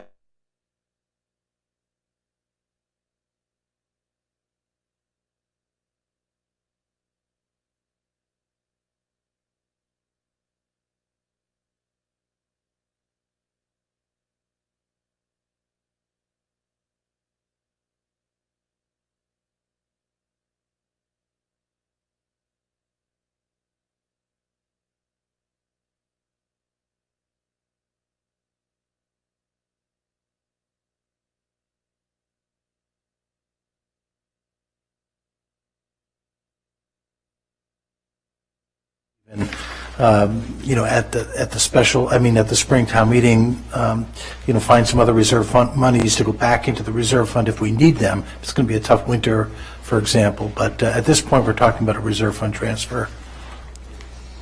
And so we're not looking for your decision tonight. We're going to take it in 2 steps. Want to present to you tonight and then come back with a more definitive recommendation next week. Is leasing an option here? I believe you can lease it. Right? You can lease purchase anything. You can get financing for anything. Okay, so if we were to do that, we could potentially, have a 3-year lease, so we'd go to the reserve fund for approximately a third and then build in to the regular budget. Yeah, it's possible. I'd want to talk to the advisory committee about their feeling about that. Yeah. And would the expectation be that we would adjust the replacement program 17 years in the future? Yeah, well, we've talked about the replacement. So we have a system whereby the town acquires, these are very expensive pieces of apparatus, and we want to keep them as long as we can. So our protocol is to buy them, do regular maintenance, and then at some point during its useful life, do what we call refurbishment. We are going to have to look at, that as well as the duration or the sequence of doing that. We also, really want to take a hard look at why the undercarriage of these vehicles are rotting out so quickly. Is it new chemicals that are being put on the road? Is it perhaps a different kind of metal that's being fabricated for these machines? So, this is not an unusual situation. As I understand, this is a sort of industry-wide issue that's going on, at least in the Northeast. Right. Can I ask a question about that? Have you thought of any kinds of maintenance things you could do? Wash it, underneath, or, I mean, I know when you take boats out of the water, you wash them, so you get off all that salt and whatever. Is that part of your maintenance program for these? It is. Again, the mechanic could explain what happens with ladder trucks with the rails better than I could, but we are in discussions with DPW. They have a new shed up there for washing vehicles, and we're going to see, that's one of the things we're looking at as we look at this replacement schedule. So I always turn it down, but when you buy a new car, they try to sell you the underbody, whatever thing. Maybe you guys ought to look into that. So I suspect we can probably get through this issue. I'm wondering what other non-destructive tests are coming up in the future, and is there an anticipation that we might find ourselves in a similar situation in 24, 36 months? If we take this recommendation, not for the ladder trucks, the engines are a completely different test, and Charlie can explain that to you. It's not like the ladder trucks are a special test.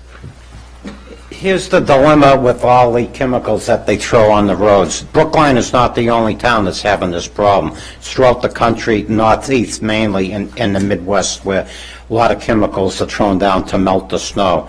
The chemicals have a glue system, a consistency where it gets on the frame rails and everything underneath the vehicles, and it starts rotting from the inside out. We have our engine 1, which is 9 years old, an emergency 1, and it went out for refurbishment to a company down in North Attleboro, and they found the frame rails were junk. They were completely rotted out. The truck's 9 years old, and the frame rails had to be replaced at the tune of $38,000. We still don't have that truck back because the main refurbishment's not done on it. It's due back the end of December, beginning of January. That particular truck has a single frame rail. Our ladder trucks have double frames and triple frames.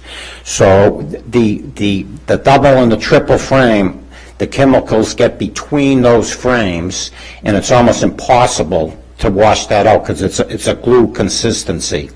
And they start rotting over a period of time from the inside out. The fire trucks are out in the worst type of weather that there is. When as soon as it starts snowing, they're out all night for days and weeks on end. So when they come back into the station, the guys are good. They wash everything down the best they can. However, someone's not going to lie on the ground under the truck with the hose washing this stuff off. So we've started a program now to clean the trucks and sent them out to get them rust-proof and undercoated underneath the trucks. It's quite pricey. It's not in our budget. A pumper is like $5,000 to do, and a ladder truck is $7,000 to do. But I think over a period of time, it may help us. It's not a one-shot deal. They would have to be done every few years. So this is kind of a perfect storm, how this is hitting all at once. We're down to 2 ladders now. We have our brand new ladder 2, which is KME. I have to take that out of service pretty soon because it's not doing a regeneration for the exhaust. And that truck at any time could go into a shutdown mode. In other words, if it won't do this regen for emissions, truck will go to idle. We won't be able to use it. So now we're going to rely on a 75-foot ladder that burns oil like crazy from the city of Newton. So we're in a huge predicament here that something has to be done immediately, not in days and weeks and months away. In my eyes, these are the only 3 options, so I think we should pick one of them sooner than later. Seems to me this is the gift of 2 winters ago, coming back to haunt us. So we'll be back with more a definitive recommendation next week, but wanted to give you a sense of the issue and that it's a fairly urgent matter. Well, I do think that the undercoating or something like that is something we have to look at very seriously, because our timeline for what we expect of these trucks is kind of being cut almost in half. We've got to see what we can do to get back to a more reasonable schedule. Agreed. Okay. Thank you very much, gentlemen. So, thank you. Okay.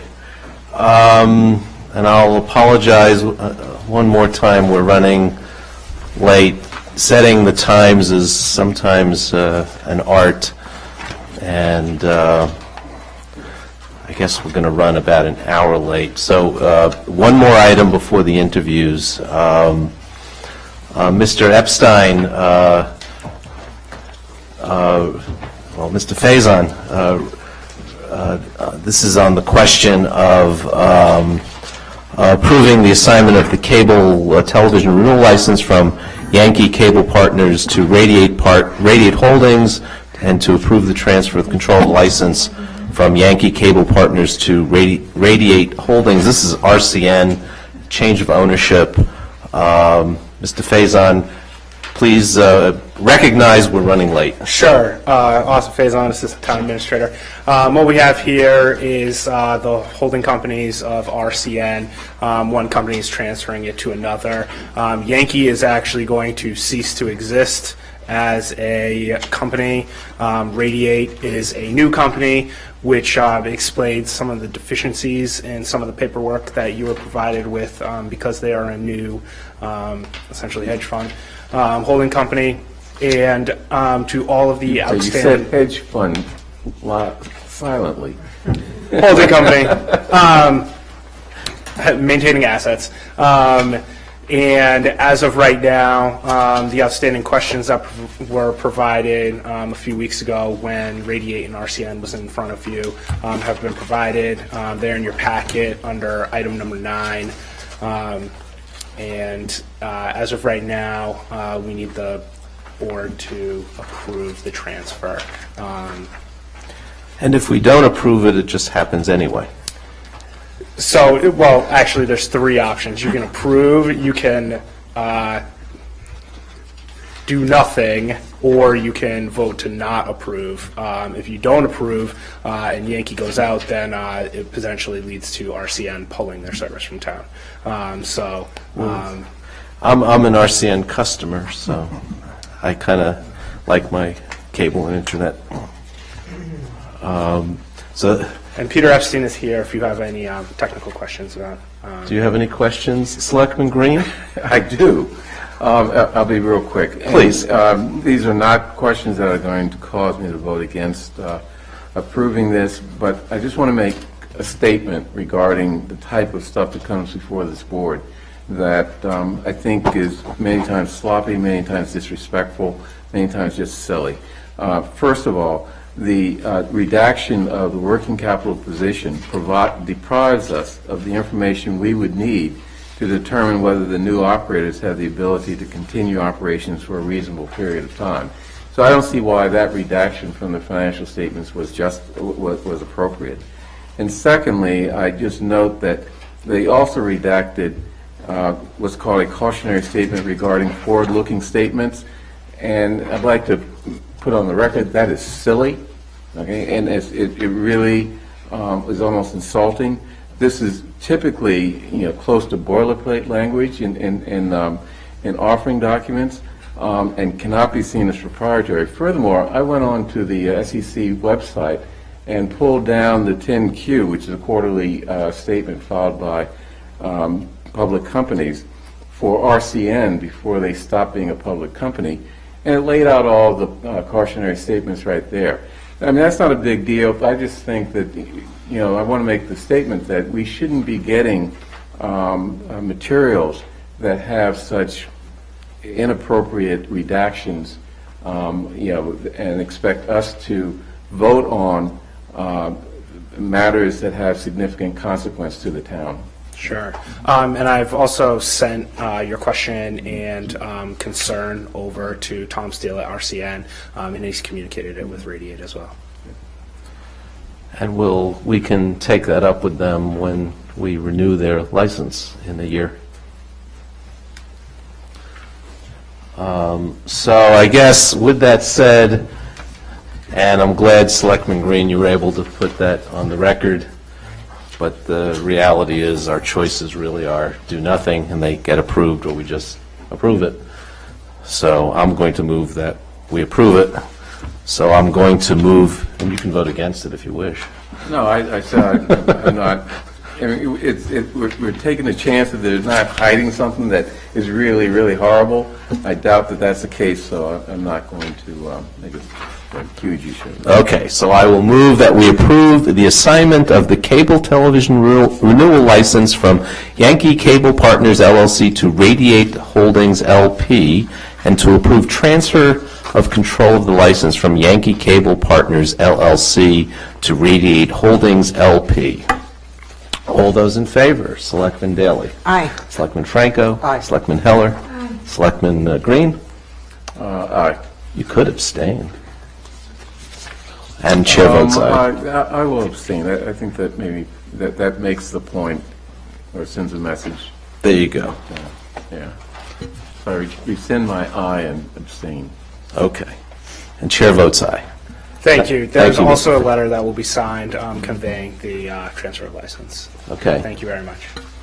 Do we have to authorize the signature of the letter? Or who signs it? It's set out right now to be signed by the town administrator. Okay, but we've approved it, so. Right, okay. Moving on to board and commission interviews, and I apologize once again, and we'll take these in order as they appear on the calendar. First one up is Mr. Cole, Building Commission. You're re-upping. Thank you. Yes, thank you. Good evening. I'm here to request reappointment to the Building Commission. This is either my 6th or 7th reappointment to the commission. And in some cases, you might want to see new blood and new ideas on a commission, and I support that. In this case, gray hair actually is an advantage because we've seen it all, and we've been through it a lot, and we don't have to practice. And I find I've come full circle. I started on the commission when we were just finishing the last renovation of Brookline High School. Wow. And we were again repairing the Municipal Service Center, which has been the great constant in my tenure. We continue to repair the Municipal Service Center. But as you know, we're about to embark on a monumental capital program. We have Devotion School underway. And to, I think, my commission and the town staff credit, the town has pulled off an extraordinary piece of work in housing Devotion School temporarily in a rented facility. That's extraordinary piece of work. But that's a $100 million project all in. And $120 million project all in, and very difficult in terms of its construction and the technical aspects of construction. We're about to embark on a 9th school capital program and a renovation addition to Brookline High School. So I think there's a lot of work to be done, and I'm really anxious to continue my involvement on the board. Well, let me just add, George is, as you may recall, the Building Commission representative on the BHS Expansion Advisory Committee, and I can already tell that his input is going to be invaluable, and his experience, as he says, his gray hair, is irreplaceable, really, because we've talked with the architects about using every bit of space we can in the current campus. George has made some phone calls about air rights over the T. This is all very preliminary stuff, but it's important that we have people who think like you do and understand the issues as in depth as you do. So I'm very happy you're seeking reappointment. I'm happy you're seeking reappointment. Well, given your tenure, your expertise, your dedication to this commission. Good looks. Good looks. Thank you. Dashing good looks. I'm wondering whether there are any trends that have emerged in the past couple of years that you just want to highlight for us quickly. I think our projects have gotten, because we're now doing we're doing difficult projects, large, difficult projects. When you look at Lawrence and Runkle and Heath and our previous school expansion program, they were difficult projects, but they were relatively contained. Now we're really into new territory with a ninth school and a further expansion of the high school, where it's not only technical, programming, planning, design, and construction issues, but also real estate issues. Where can we find the sites, and how do we use them, and how do we make these facilities as appropriate and acceptable to their surrounding communities as we possibly can. So that's a different level, I think, of planning. Also in the procurement, as you know, we've typically done design, bid, build, which is called Chapter 149, and that's straight bidding, and that's in some cases worked out really well, in a few cases not so well. Lawrence School. With Devotion School, we went to an alternative procurement strategy, 149A. That is, we selected a construction manager very early in the process. That's for that project, due to its complexity, that procurement process has worked out extremely well. I'm not convinced it's very much more expensive, but I think in terms of getting the project done on time, on budget, with quality construction, it will serve the town extremely well. No, I just want to add your mention of on time and on budget. I want to thank you and all the other building commissioners, because I know you guys play an important role in keeping those projects moving and keeping them on budget. Thank you. Yeah, and I'll just echo everyone's thanks for re-upping. I've worked with you on a number of projects, both in this life and your other life, and I find you a pleasure to work with, and I'm just glad that you're willing to keep doing it. Well, thank you for the opportunity. I really appreciate it. So I just noticed that we didn't put on the... It says it up here. Oh, okay. So we might be doing the appointment tonight, but maybe not. But at some point, well, it'll be official. Okay. I don't think you have to worry. Right. Okay, next one up is Deborah Myers. Sorry to keep you waiting. I've got time at 10 o'clock, so. Tell me about it. So I'm Deborah Myers. I am seeking my second, reappointment to the Conservation Commission. We had a pretty quiet night tonight downstairs, but we've had a great year, or several years. We're in the middle of our open space planning process, and I am also the liaison to the Friends of Halls Pond group. So we've been busy with our community days there, as well as with the help of Mr. Brady. We have a new master plan for the Halls Pond Sanctuary, so we'll be implementing some various planting strategies there. This is my first time doing this, so I'm not sure what else you want to say. Any issues and trends that you'd like to bring to our attention? Well, I think we've been talking a lot about complete streets and ways to, support our open space network.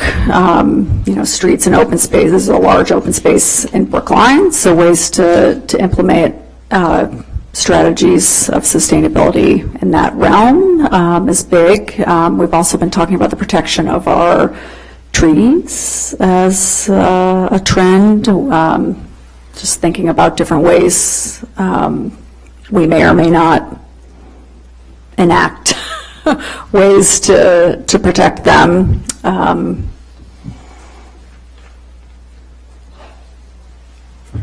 Those are the big ones. Okay. Any questions from the board? I will ask a question. You may not be able to answer it, and I hate to put you on the spot, but I was reading the Brookline Green Space Alliance newsletter that showed up on my mailbox, I think, yesterday, and I noticed there's some work that's going to take place at Lost Pond. There's going to be some, substance removed from Lost Pond, and a new boardwalk is going to be installed. I wonder if you could... Right, there's a new board. There is, we just closed the hearing a few weeks ago on the landfill closure project. So we had a great site walk with everyone there. And, yeah, so they're going to be doing some work. I think it's overall will be a very successful project. And I think Lost Pond and the Sanctuary is going to benefit from some of that effort that's going to happen for the landfill closure. So we walked it very specifically with the proponent and the engineer to make sure that the existing materials are going to be protected, as well as where the actual new boardwalks are going to be placed. Perfect. Okay. Any other questions? I guess I'll just thank you for your willingness to, one, serve and willingness to re-up. Great, thank you so much. Sure, thank you. Moving on to Jerry Raphael from the Human Resources Board. A lot less exciting. No less important. Yeah, definitely no less important. Hi, I'm Jerry Ravel. I guess I'm up for my third reappointment. I served 9 years on the board and looking for another 3 years. Again, we don't get much publicity. If we do, unfortunately, it's the wrong way, since we've seen our names in the paper. But the board's primary role is to assist Sandra DuBois with all the issues that go on throughout the town. And we've had good years, bad years. This has been a year where something's been dragging along. The board does not really get involved with some of these cases once they get to a certain level, but we do a lot of work where we sit in grievance sessions where employees, if they have grievances and they get elevated up a few levels, we'll eventually have the union presidents and the board and the employees sitting with us, and we'll thrash it out, and then it goes on from there. You know, we advise Sandra only. That's our role. It's our role to find out what's going on, but then to give our advice to Sandra. But that's probably the major part of what the Human Resources Board does. We also review all job classifications, job gradings that have gone on in the various departments. And those are the major things that we get involved with. We review policies, other things, but they're minor in comparison. Are there any trends or issues that you'd like to bring to our attention? I don't really, the ones that are most obvious to people are the ones that hit the Brookline tab, but the board itself does not get involved with those because by the time they hit the tab, there are lawyers involved and the board is out of it. So there's really nothing new or different going on right now. Selectman Daley. Now, we have had an ongoing discussion, and partly in relation to some of the, things that have hit the tab, about trying to do a better job of recruiting minority. And I wonder has your board been able to be helpful with ideas or strategies to... The board does not get involved with recruiting. We've had little bits of discussions about what sources are that Sandra and the town could use, but we don't get into the recruiting part of it. But you do advise on the recruitment job descriptions and things like that, and that's where I think Selectman Daley is referring, or what she's referring. We don't review job descriptions per se when they're going out looking to fill jobs. Well, no, but do you have ideas that you suggest to Sandra in order to make them more effective? Many times we're not even aware of what's going on with what jobs are open. Again, that's not been the role of the board in the past. Perhaps it should be, but it's not been part of the role. Do you think that that's an area you could be helpful in? Well, there are 5 members on the board. Believe me, we have enough expertise that we could help in all areas of the human resources function. Okay. I guess I would suggest that someone take the affirmative step of proposing that the board play a more active role in that area where your expertise could probably add to the effectiveness of the town's ability to recruit. I can certainly bring that up at the next meeting. I might also suggest that the board could ask the question also of Sandra. I will. Okay. But we can go at it from both angles, and again, we have a meeting next week. I'd be more than willing to throw that out on the table also, so that we should get involved on the front end before the job the hiring process even begins for, especially at some of the department head levels, because that's where the issue, primarily that's where the issues have been. It's not just the recruiting issue, it's also a growth of existing employees, so that's another dimension that you don't need to respond to. But Right, something else I don't even hear about, I don't believe Sandra is responsible for training per se, but I don't know that for a fact. Some areas. Any other questions for Mr. Rayfall? Okay, well, thank you very much. Thanks for coming in. Yeah. Thank you. Okay. Moving on to Park and Rec Commission, we have 4 interviews. There are 2 positions. One is, there's 1 open seat and 1 possible reappointment. So we'll go through these. We have 4 people for 2 slots. Well, I think we have another interview coming up next Oh, week. So we do? So maybe Yes. 5 for, okay. according to the material we've been given, there's a, Okay. So, Mr. Micklejohn.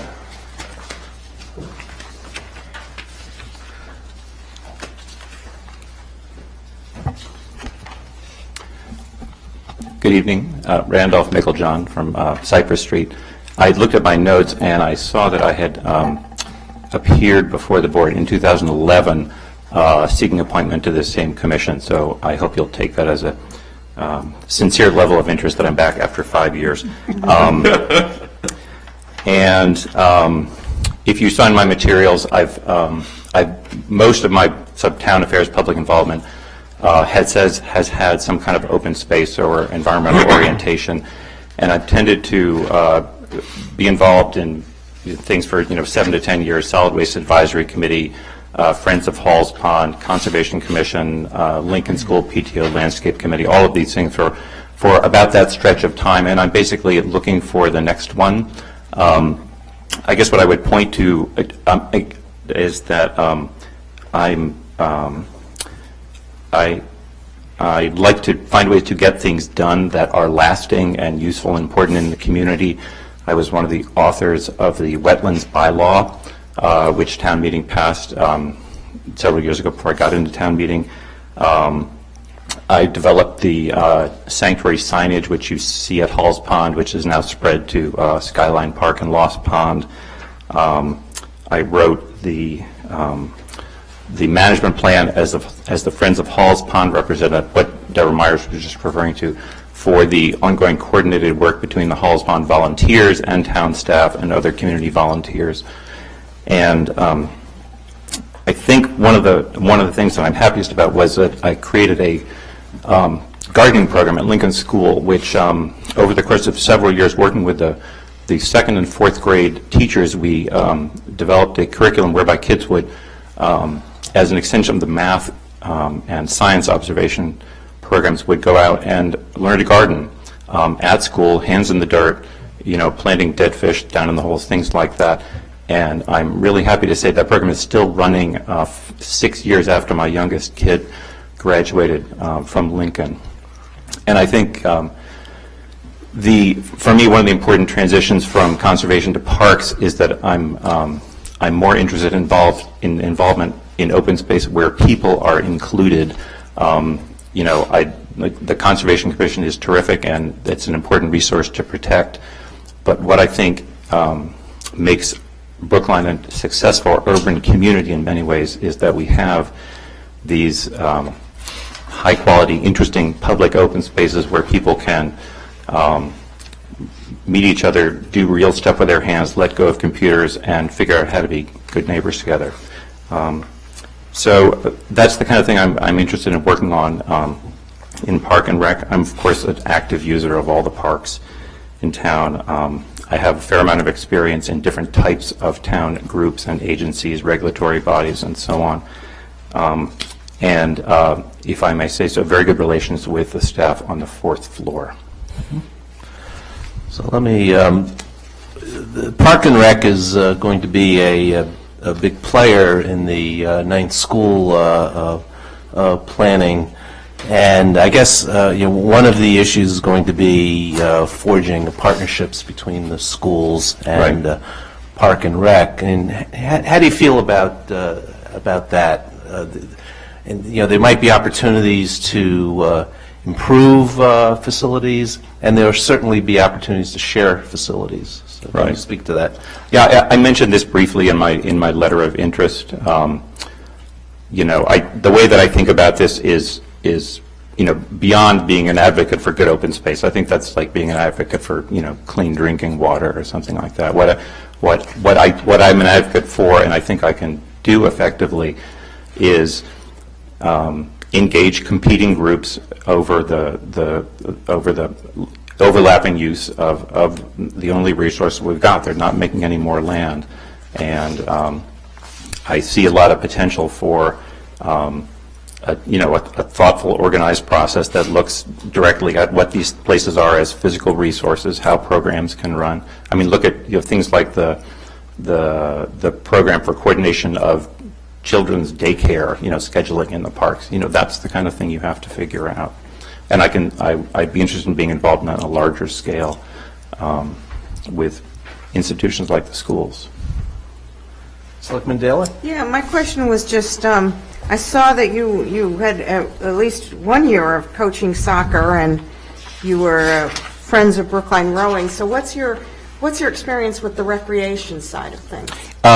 Less than parks, honestly. And I'm of course an architect and designer, work with physical projects and buildings and site planning. That's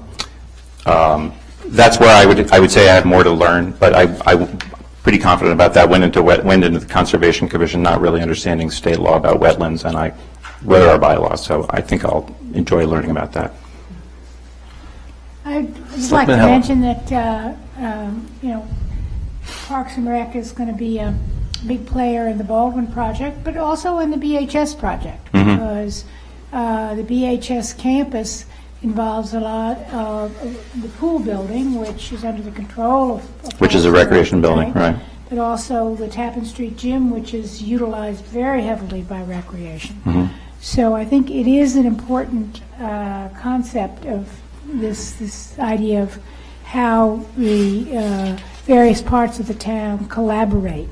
And I will say that in my memory of working on town projects, there in the past was much more distrust, if I can be that strong about it, about the collaborative aspects, and I think that's gotten far, far better.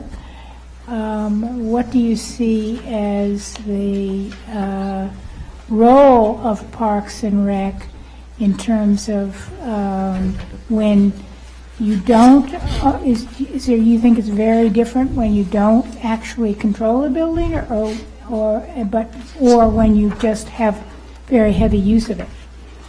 So this is regarding, for example, the town rec program and school use of a rec-owned building? Well, usually, it's either the school department is in control or the Parks and Rec is in control, but there's heavy use on both sides, Right. I understand the question. I guess I understand the kind of debate that would lead to. I haven't been in the room when they've had that sort of thing on their agenda. I guess I would say that as an architect, I've at least got a framework for looking at use of a building and how that can realistically work, if that's a starting place. Any other questions? Well, I'll thank you for applying. I know Randolph from my neighborhood association. So we've worked together on a bunch of things. So thanks. Thank you. Yep. Next up is Richard Nangle. Mr. Nangle, come on up, join the party.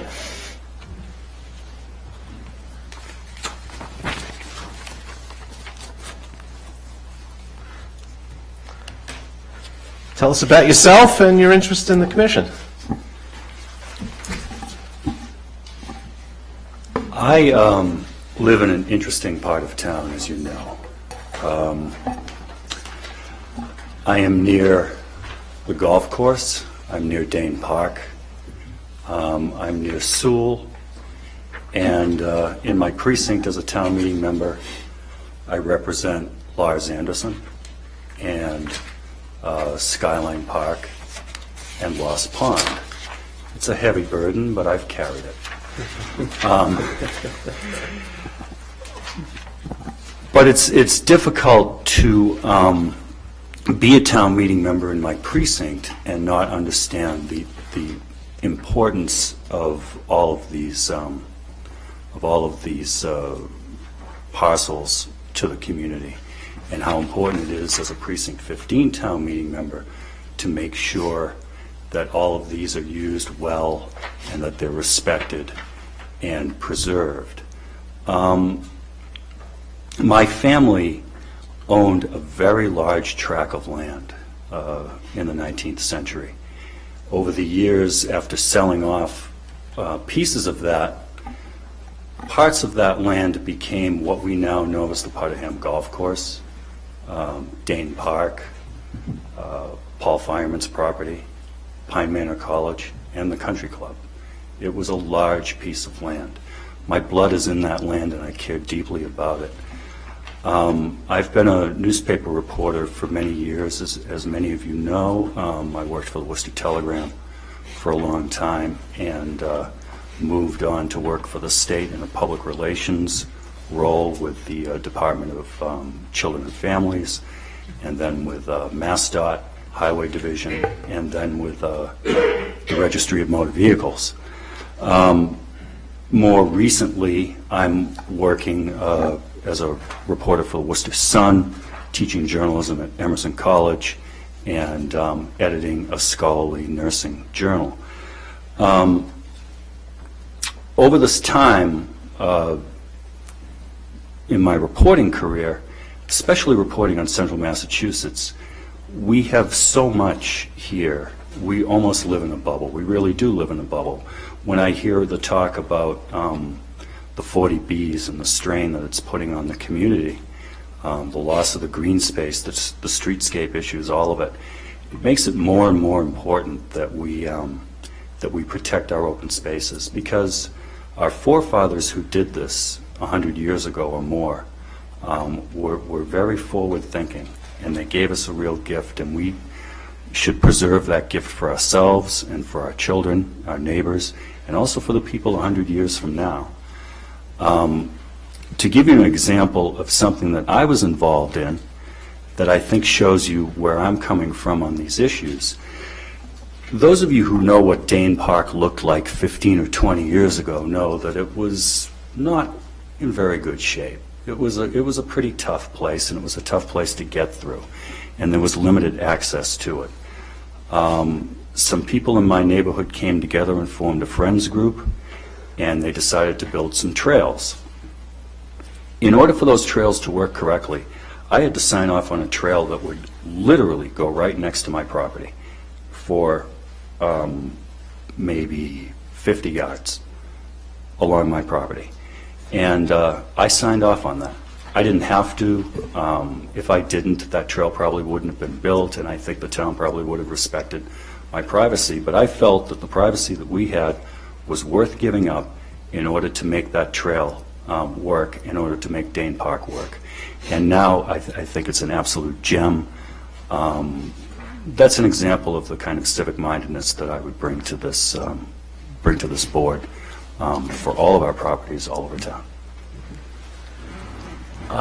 So thank you for signing off on the Dane Trail.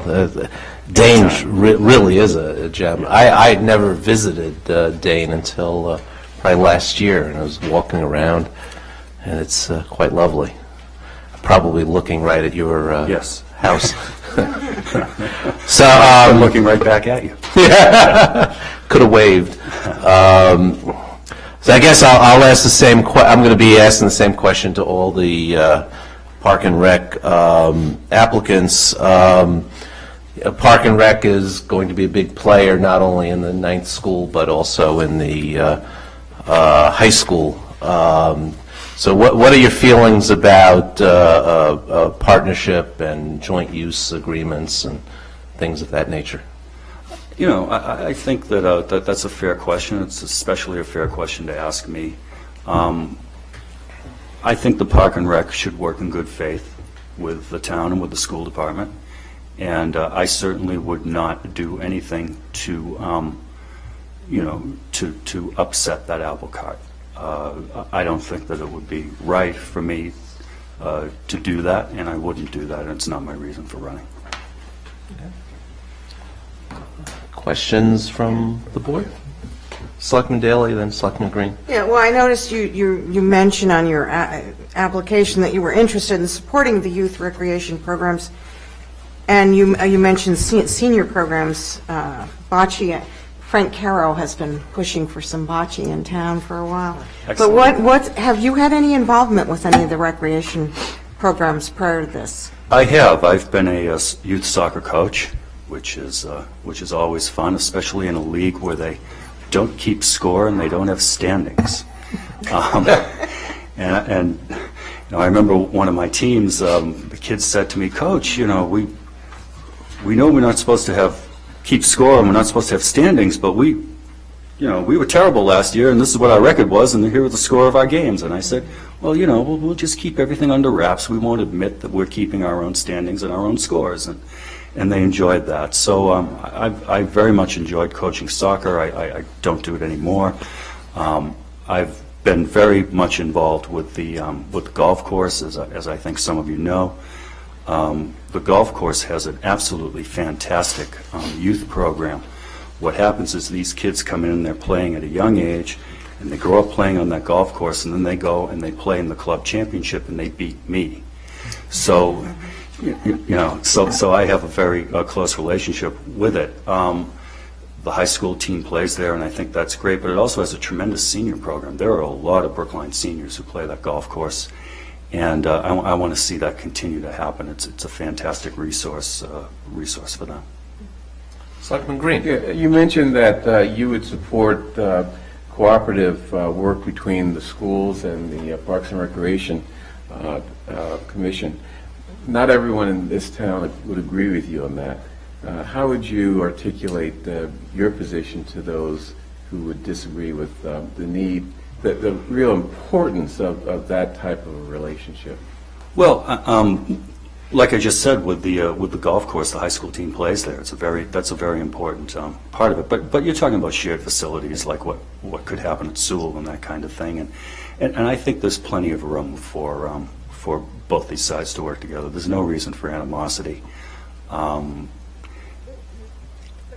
It doesn't make any sense not to work together, and I think I don't carry that baggage. So I just come in feeling I've done the things that I've done, and I come in with a vision that says we all ought to work together. I mean, those of you who've known me for a long time know that, you know, I'll get into a fight and I'll carry an issue, but the thing I don't do is I don't hold a grudge, and I think that's a very important. I think it's a very important part of public service, and we should remember that we live in the state that sent Ted Kennedy to the Senate for nearly a half century, and if he taught us anything, it's that you don't hold a grudge, and that's how you get things done.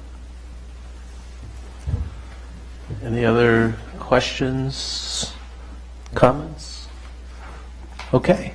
Thank you, Mr. Nangle. Absolutely. Sure. Next one up is Stuart Silvestri. Mrs. Silvestri, come join the party.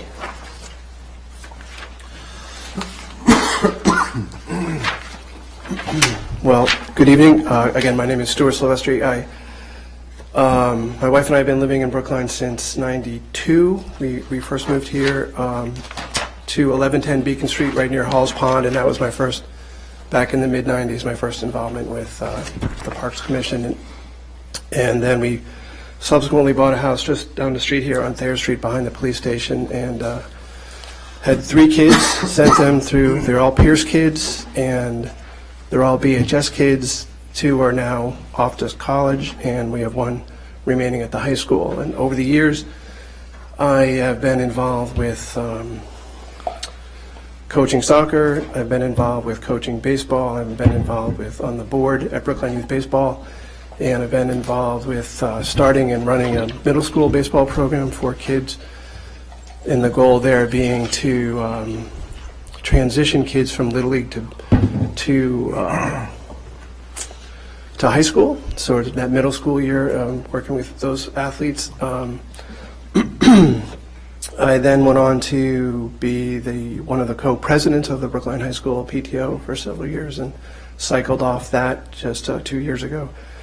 And that was a 3-year stint, and over that period of time, we were instrumental in creating a new brand and logo at the high school. There's a new Warrior logo. You know, many years ago, they were the Brookline Indians, and the Native American theme, and all that went away. So we felt that we, in an effort to keep kids involved in sports, needed to have a better brand at Brookline High School. So we worked with Pete Rittenberg, and at the time Deb Holman, and then we were instrumental in getting Kyle Williams hired as the assistant athletic director, and we then went off on this mission to create this new logo at the high school, which I don't know if you've seen it over the last several years, but it's working.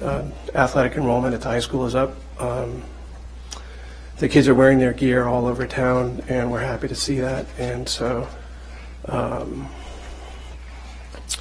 during the course of my time on the board at Brookline Youth Baseball, I sat in on the discussions of the Waldstein renovation, the Warren renovation, and the Brookline Avenue renovation.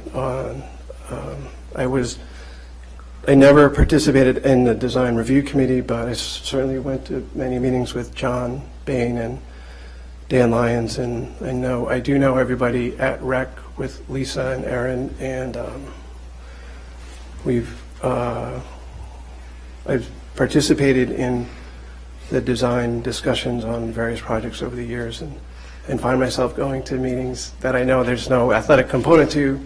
With Fisher Hill, well, there is kind of an athletic, but I live just down the street, and I find myself wandering over here just to go to these meetings for fun. So I got a call from Dan Lyons the other day saying that, and I did actually apply to this board a few years ago, but I don't believe that there were any openings at the time. Yeah. So I seem to recall that, yeah. So so I'll ask you the same question that I've asked the other applicants. Park and Rec is going to be a big player in the both big school projects, the high school and the ninth school. So how do you feel about shared facilities and working cooperatively and those kinds of issues? well, it's been, as I said, I've participated in these, so I think it can be done, and I think it's wonderful the way the town is able to manage the many uses, the many users of these facilities, whether it's Brookline Avenue and the dogs. And we do have a dog, and I participate in the Green Dog program primarily at Emerson Park, just down the street here. So I think the town does a very good job managing the various entities that use the facilities around town, whether it's the athletic component from the youth, middle school, high school, men's softball, travel soccer, all of that. So over the years, I've been involved with most all of them, either as a parent or as a coach or administrator. Selectman Green? Yeah, I noticed that you were on the America's Cup sailing team. Yep. That impresses me. That was a younger, thinner version of myself. Yes. Well, I ran a couple marathons when I was younger and thinner, too. I lived in Cleveland, Ohio, and sailing was a huge, hobby avocation in Cleveland, particularly youth sailing, and including sailing programs for inner city youth. Yep.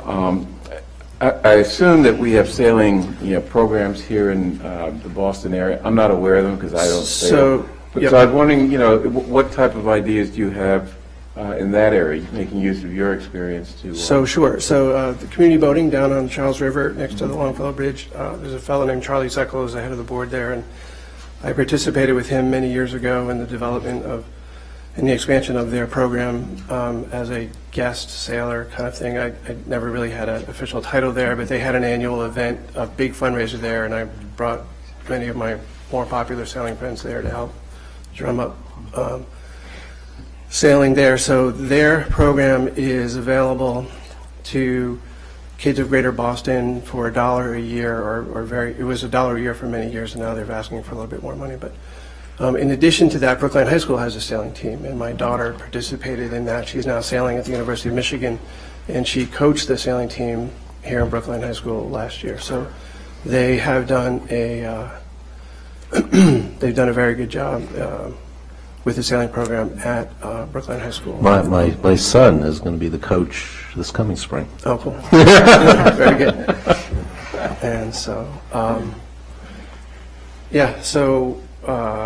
like I said, You have a background that we want to take advantage of in every way possible. So your mention of conceiving of parks redesign, maybe not the formal design review process, but what the future of a particular park is, leads me to ask you about how you would approach or how you would think about facilities in the parks for users that don't currently have resources there. So I'm thinking particularly about sort of the skateboard issue that's been a perennial issue before the Parks and Rec Commission. So I would say that I feel like this skateboard issue, I think the kids deserve a spot where they should be able to have a small skateboard facility. And the Waldstein, there was a discussion at the time where Waldstein was renovated that they were going to have a small section next to the baseball field, and that was shot down by the neighbors essentially. And over the years with my baseball experience would say that neighbors don't like it. They like to look at the fields, but they don't like to see people using them. And so I find so that was a little frustrating for us. But so as far as the skateboard is, I have been down to the skateboard facility down near EF, down in the Museum of Science. Have you been over there? It's underneath, and that's a gigantic one, and that seems very well. Very popular, and I think the kids have done a good job there of not disturbing the surrounding community. So I really think that anything the kids can do to get out and exercise is a good thing. Any other questions? Okay, thank you very much for your interest. There's a competition for these seats. Yeah, this is going to be a tough one. Yeah, everybody's good. Yeah. So, Mr. Bain. This is one of those commissions where we always have a lot of interest, but also the existing members like to stay on there. So I think we ought to see if we can maybe expand it to 9 members. Good evening. So, Mr. Bain, tell us what's going on. Well, I've been on the commission for over 30 years. I have never missed a meeting, and I'm very proud of that, and I really enjoy dealing with the general public, listening to what the needs of the people are as far as an individual park. I've worked on every square foot of open space in Brookline that I know of, and we're looking for more, as always. And I really enjoy the activities and the hearing about what recreation has offered the town. Program, we put out a quarterly brochure of what's available to the town, and people do take a big advantage of all that. And as far as our park as an open space, we cherish what we do. Worked on Skyline. I've worked on all of them, actually. But I think one of the goals that I'd like to have in the next 3 years is been a lot of great new families move into Brookline. And we, whether they're on the commission or being involved in design review, to bring in some younger talent, and which helps the commission to make them aware of what the needs are because they do change. When I was growing up, soccer was in Scotland, and that's where it stayed. But now it's very popular, and all our sports are very well used in the town, and we're always looking for space. And another thing that I'm very grateful for is that I've been working with two fantastic women who are creative and talented. I mean, they just come up with ideas constantly, and they get the job done. And that's Lisa Paradis and Erin Galentine. They are fabulous to work with.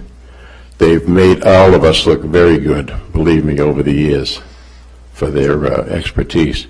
And let's not forget Bob Lynch, who really started a lot of new programs to the golf course and what have you. I don't know what else to say that I would like to be reappointed for 3 more years. As Selectman Wojcinski reminded me that last time I came up, it was going to be my last time. So I won't say that again. But I really think that we need some new faces. And I want to be one of them, at least for the next 3 years. And I don't know what else to say. I just that I enjoy it. I love what we've done for this town. We've opened up new parks. Plaza Anderson is always being, some work being done up in that area. As far as recreation goes, as I said, program after program, and every one of them is basically successful. As far as cooperating with the schools, we have, all of our commissioners have attended several meetings already, and we have committed to do the best we possibly can to share and understand the needs of the schools and the needs of the town. And they have done the same for us. And we appreciate it. I think it's going to be an exciting venture, no matter what ends up, whether it's Baldwin or Baker or Aspinwall Avenue. I don't know. It's Baldwin. We voted. Yeah, I realize that. But, it's... You don't have confidence that it'll go? Oh, I do. I think it will. I don't see why it wouldn't. I mean, I really... Actually, I think several months ago, I took Selectman Wojcinski up to Baldwin and said, "This is the place." Yep. And remember that? Oh, yeah. Yeah, and I'm in favor of it, and I hope that everything will go smoothly, because whatever we do, it's going to benefit not just us, but the residents of the town.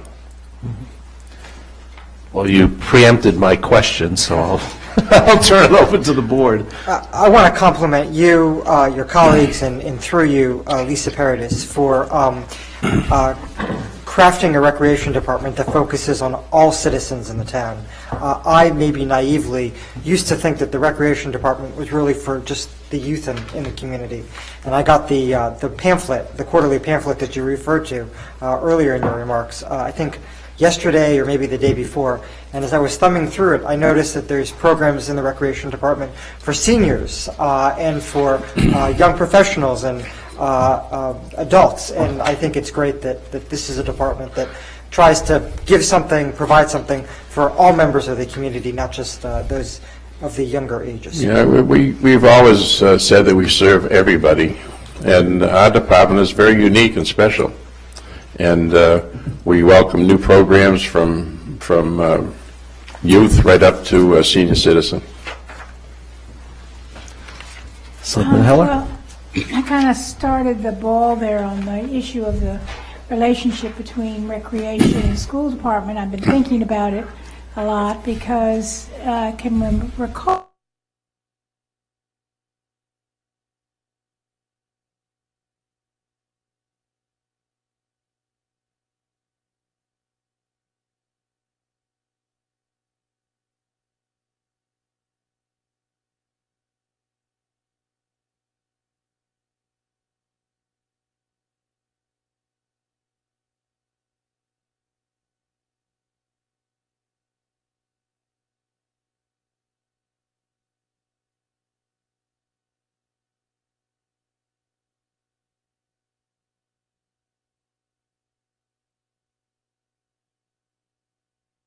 A little bit above budget, and we felt that, recreation felt that we were not promised what we were supposed to get.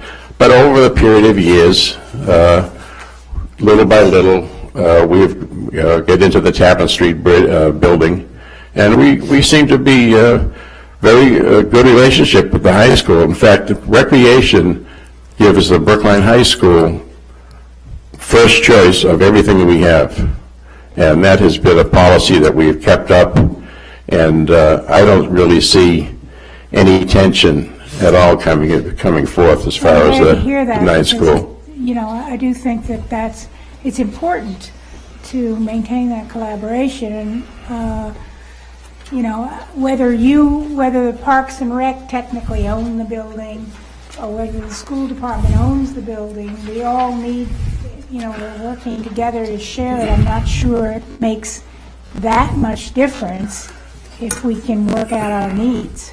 I look at it that the town owns it, Right. and we need to work together.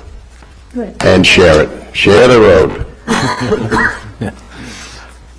So with that, I hope that I get reappointed, do 3 more years, and continue not to miss a meeting.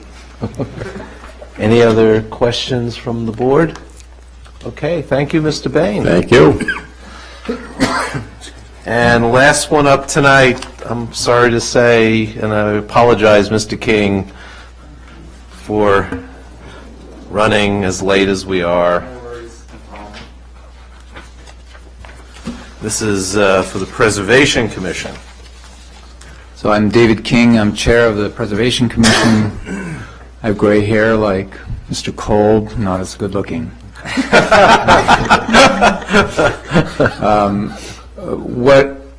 We administer the preservation districts in the town and the demolition delay law. And, well, most recently, the town is under a lot of development pressure, as I'm sure you're aware. And yeah, we're slightly aware. So we see a lot of cases, we see developers who really want to improve an area, who hire responsible architects. We see developers who want to game the system. And we see people who just want to sell their house, and they get a request for demolition. So that's a big part of our work right now. We also have 2 new staff. Greer Hardwick left, and then the person who replaced her left. So we have 2 staff from Boston Landmarks. So they come from a place that sees a lot more cases than we did. So I think they're going to be revamping the process by which an applicant comes before the board, so we won't get as many incomplete or inadequate applications, and I think that will be good. I think it will give them time to do things that staff could never do, which is to revamp the survey of the town, for example, and to look at more projects that might be better for the National Register. Are there any trends or issues you'd like to bring to our attention?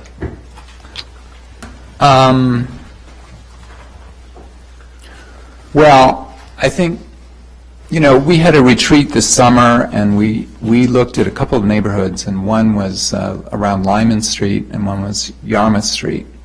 And where's Lyman? Lyman Street is near Heath Street. It's close to the Pine Manor area. And we tried to save almost all those houses, and they just went. And Yarmouth Street, a similar situation. So I think it would be good for the staff to be able to look, to survey the town and get a clearer idea of the town. We're not, we don't proselytize, so it's not like we would go out and say this would be a good preservation district, but just so people are aware of the town and aware of the resources. I think that, the trend is demolition, basically. That's that's the problem, I think. Right. Any questions from the board? I think it's getting late, so you're getting off easy. Well, we thank you for your willingness to continue serving. Oh, thank you. Thank you. It's a real pleasure. Yeah. Okay. Thank you. Thank you.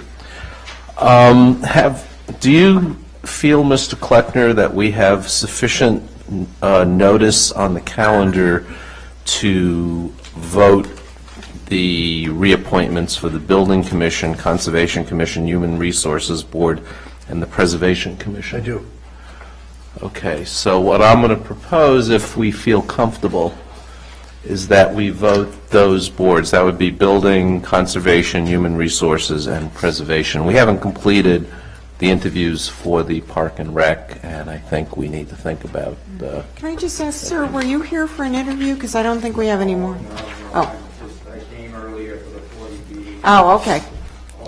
We're glad, glad to have an audience. Okay. So, Mr. Kleckner, I'll turn the appointments over to you. For starting with the Building Commission, there is one.